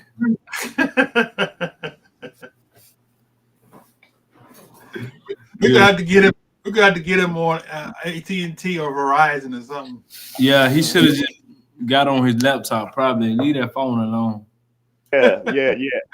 No, my connection is through Verizon, actually. Oh, you got Verizon? Well, no, I got Visible, which is Visible by Verizon. Oh, well, you know they cheat you out of them towers when you got to, because they don't give you the best tower. I used to have a service like that. Yeah. They was like from the parent family, but they didn't give you all the good towers. Okay. Are you talking about Straight Talk? Straight Talk? No, I had what's it called? Xfinity. Okay. Xfinity, they use Verizon's towers, but they don't give you all of the towers that Verizon people, because they pay more money. But go ahead. All right, let's look at hold on one second. So I'm gonna read 2 passages just for Israel to consider. It says the first one is out of the mouth of Zechariah in Luke, the first chapter, and verse 68 or verse 67. I'm picking up at verse 66, verse 67. And it reads, oh man, I don't know. It's this app seems like it's doing crazy stuff, but y'all can still hear me, right? Yeah. There you go. There y'all go. Okay. There y'all go. And his father Zacharias was filled with the Ruach HaKodesh and prophesied, saying, Blessed be Yahuwah Elohim of Yashrael, for he hath visited and redeemed his people. Visited and redeemed his people. So understand that in that verse, Israel was in a state that they had to be redeemed or saved. This, according to the state that they were in at that time, or and the state that we are currently in, as a matter of fact. It says, and have raised up a horn of salvation for us in the house of his servant David, as he spake by the mouth of his holy prophets, which have been since the world begun, that we should be saved from our enemies and from the hand of all that hate us. So this is a specific form of salvation that applies to a spoiled nation of Israel. But we think it's a religious dynamic, but it's not a religious dynamic. It's a literal national saving of a people, which does not exclude the actual dynamic of the world itself being saved at the time of the end. But the foundation of that is based off of the rebirth of the nation of Israel that's being bought from a state of enslavement, if that makes sense. But I don't think that we understand that totally, especially as Israelites.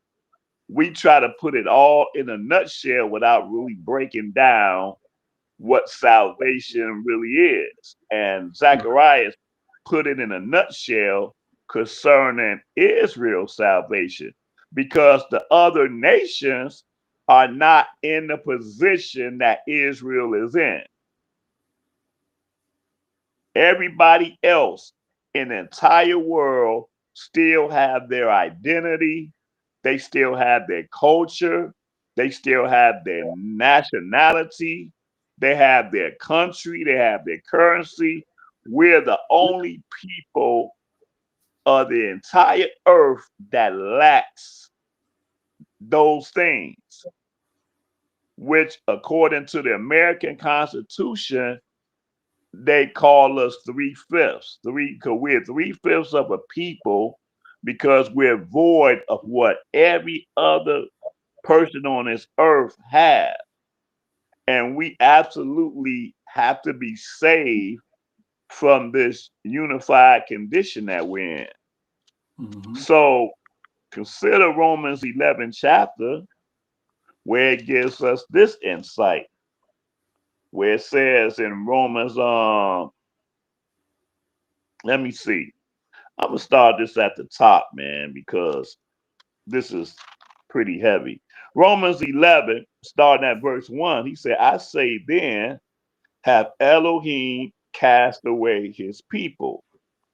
Paul's answer is, Elohim forbid, for I also am an Israelite of the seed of Abraham, of the tribe of Benjamin.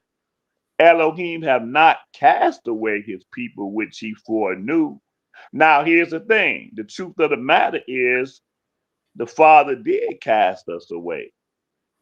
He cast us away and he hid his eyes from us. We can see that all throughout the scripture, but Paul is going to make a case for the remnant here. That's what he's going to make a case for. So he says in verse 2, Elohim have not cast away his people which he foreknew. What the scripture said of Elijah, how he make an intercession to Elohim against Israel, saying, Yahuwah, they have killed thy prophets and dig down thy altars, and I am left alone, and they seek my life. But what said the answer of Elohim unto him? I have reserved to myself 7,000 men who have not bowed the knee to the image of Baal. So even so then, at this present time, also, there is a remnant according to the election of grace. Okay, I'm skipping down. Verse 7. What then? Israel have not obtained that which he seeketh for, but the election have obtained it, and the rest were blinded.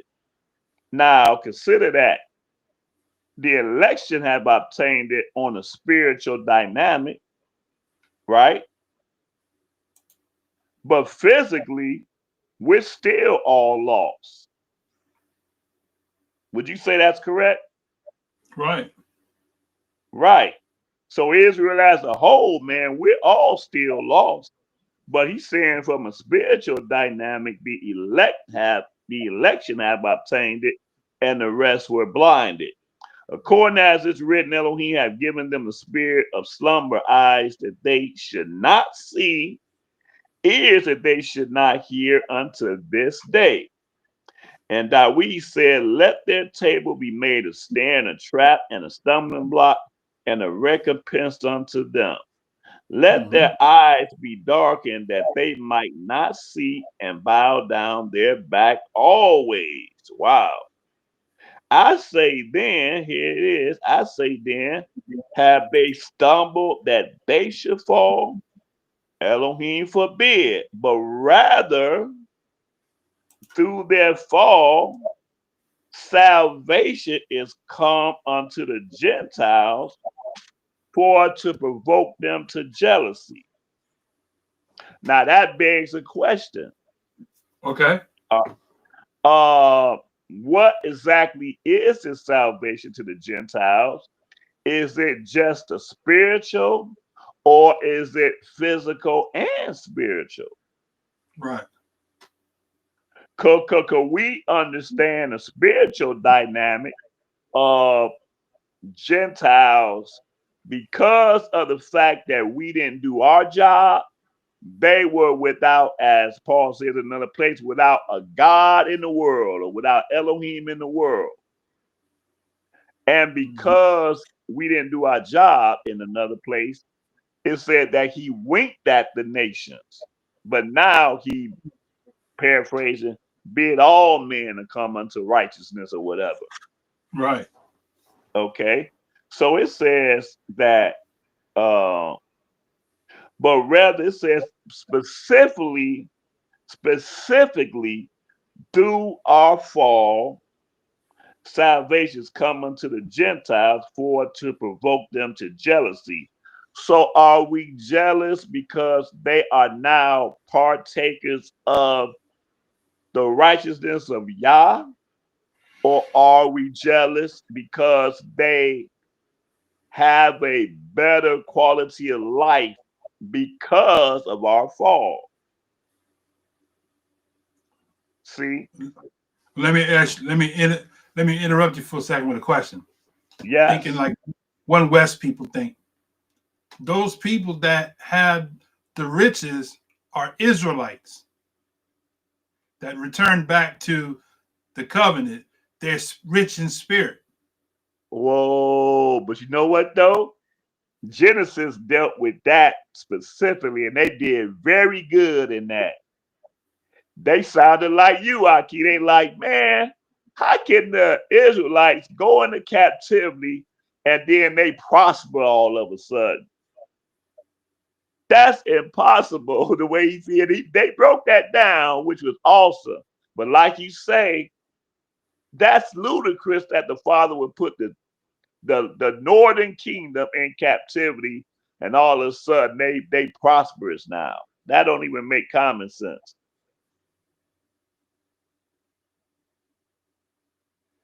Anyway, so it's not rich in spirit.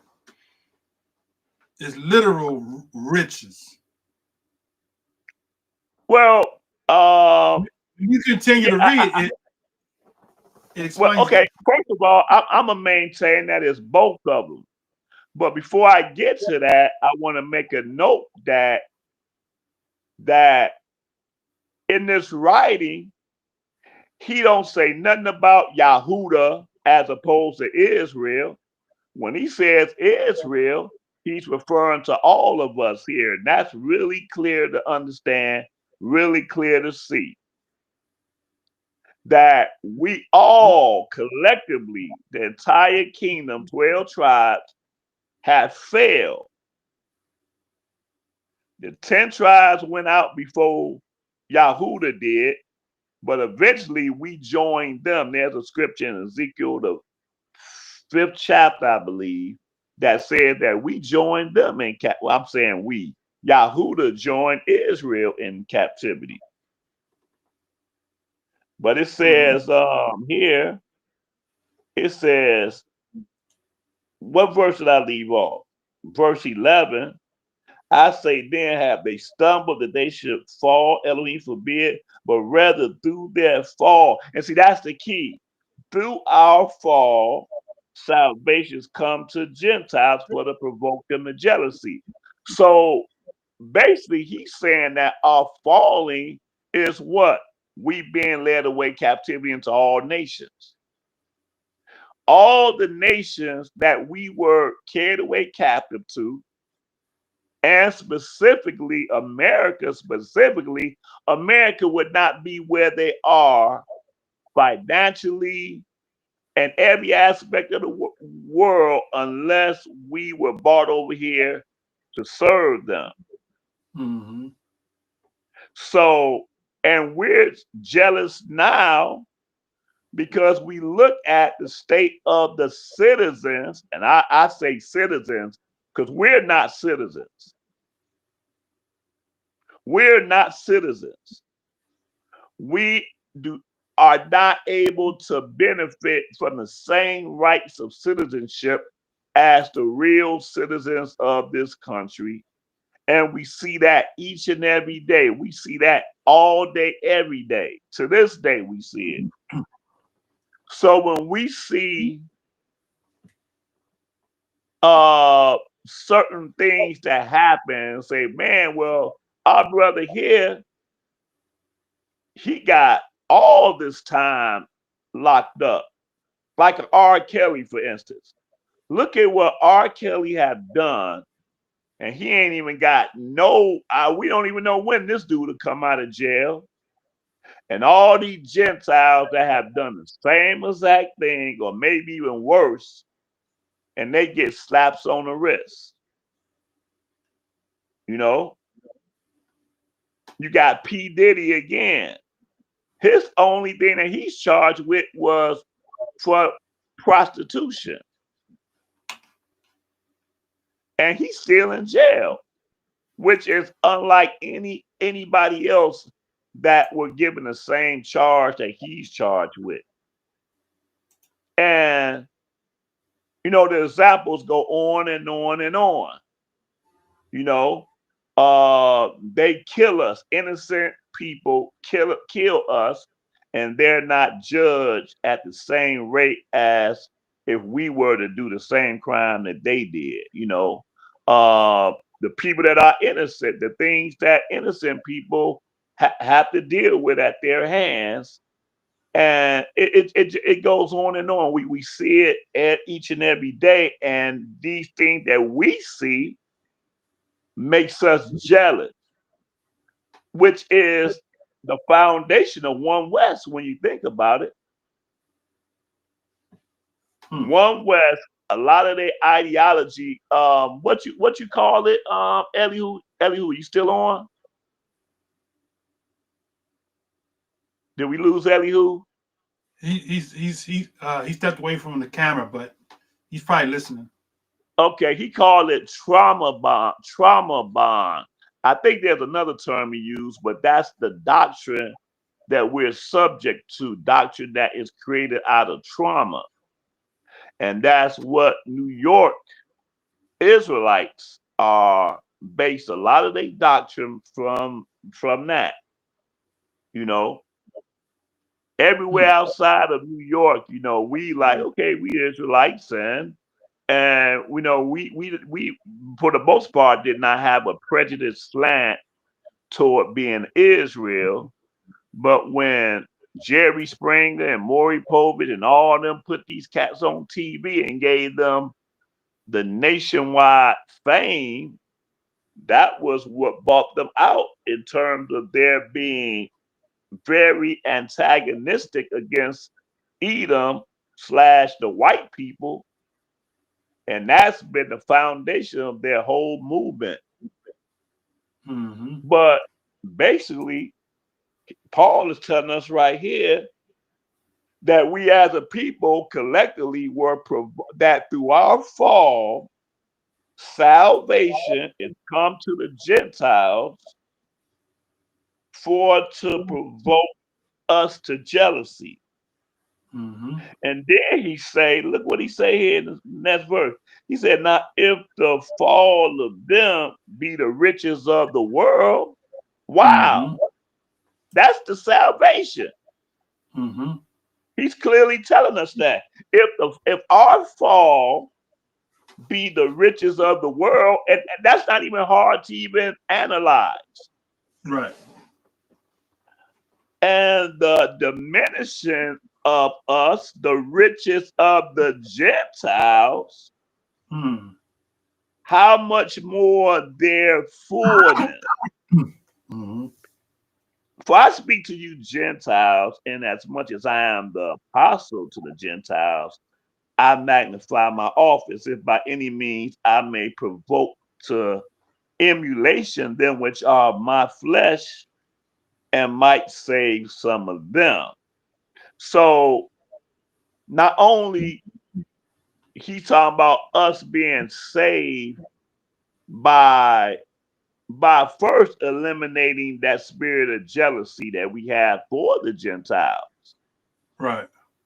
By doing what? Embracing the role that we were created to be, which is a nation of priests. Right. If we focus on being a nation of priests as we were ordained to be from the beginning, we will understand that it was our own wickedness that brought us to where we are.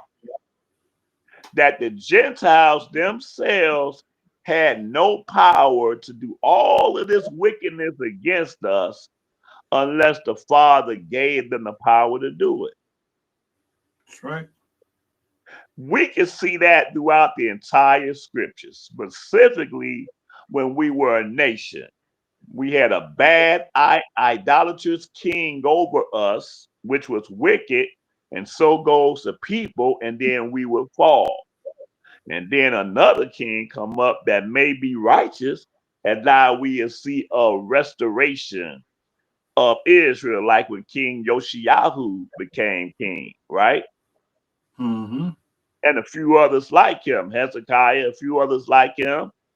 It changed the nation, but we never was able to maintain it because we always naturally, for whatever reason, allowed the adversary to mess up our minds and bring us back into idolatry.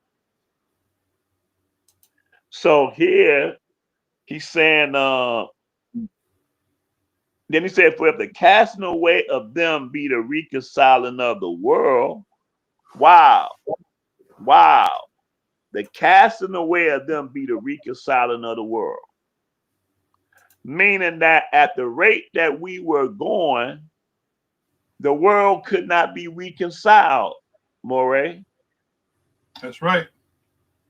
The rate that we were in, because remember when Yahshua was here on this earth, we literally had a systematic law that prohibited us from even dealing with the Gentiles. They were, in effect, what One West represents today, Aki. That's right. That ain't a hard. That's not hard to see. It's not hard to see at all if you look at the foundation of One West and think about how we were back in Yahshua's day. It was the same exact principle that prohibit us from being the priest nation of Yah. So therefore, we had to be brought low, and by our being brought low, and how he said it again, for if the casting away of them be the reconciling of the world, what shall the receiving of them be but life from the dead? And then he goes on to talk about, so I'm just pretty much trying to give a understanding of what this salvation, when we say salvation for Israel, well, yeah, if you understand the reality of what that salvation is, it's talking about the restoration of a defeated nation, restoration of an oppressed people. So that in itself can't really apply by itself to other nations, because the other nations are already doing what they're doing. That's And right. so I don't think that we think in terms of what that is. We think it's all about, whatever, being saved from the lake of fire or whatever. No, it's more to it when we talk about the salvation of Israel. But yet and still, the remnant, which we are the remnant, are the ones that are preaching the true gospel, which is a gospel for anyone that have an ear to hear, to bring them into the covenant that the Father made with us. So again, One West don't look at it from a total dynamic. They look at it from just, I can't, from their very limited viewpoint, if that makes sense. You're right. Absolutely. Mm-hmm. So that was an excellent breakdown. Excellent breakdown. Oh man, all praise, hallelujah. Well, look, so you getting sleepy now. So am I. I had to take my camera down. Okay. Shockingly, I'm not. Shockingly enough, I'm not though. Yeah. Usually I am, but right now I'm slightly energized, man. But I know that you got to open it up in about what, 10 hours? I don't know.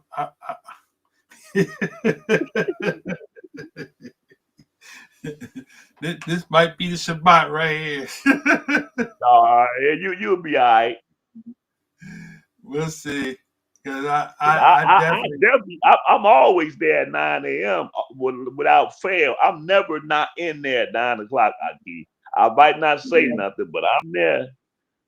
Yeah, I generally get up at 6 o'clock, regardless of what time I go to bed. Right. So me too. Me too. I'll be up there with one eye open. That's all right. I gotta go over my notes because I spend all the time on this stream. I gotta go over my notes in the morning. So yeah. Mm-hmm. Hey, but this was good, man. This was good. A lot was brought out. And I hope that, some One West members or whatever could get on and glean some knowledge and understanding from, what the Father calls us to share tonight. For sure. So, those 6 people that's still here, appreciate you coming in, spending time with us in this session, and we'll probably have a continued discussion on this because we just kind of test the surface. Maybe we'll do a little clips from it and in another session. I don't know. Yeah. So we'll see if time permits. But so we appreciate you all for joining us on the stream. And for those of you that will be joining us back tomorrow at 9 a.m., we will see you at the appointed time. All right. So until that time, we're going to say, bid you Shabbat Shalom and light a toast. All right. Shabbat Shalom.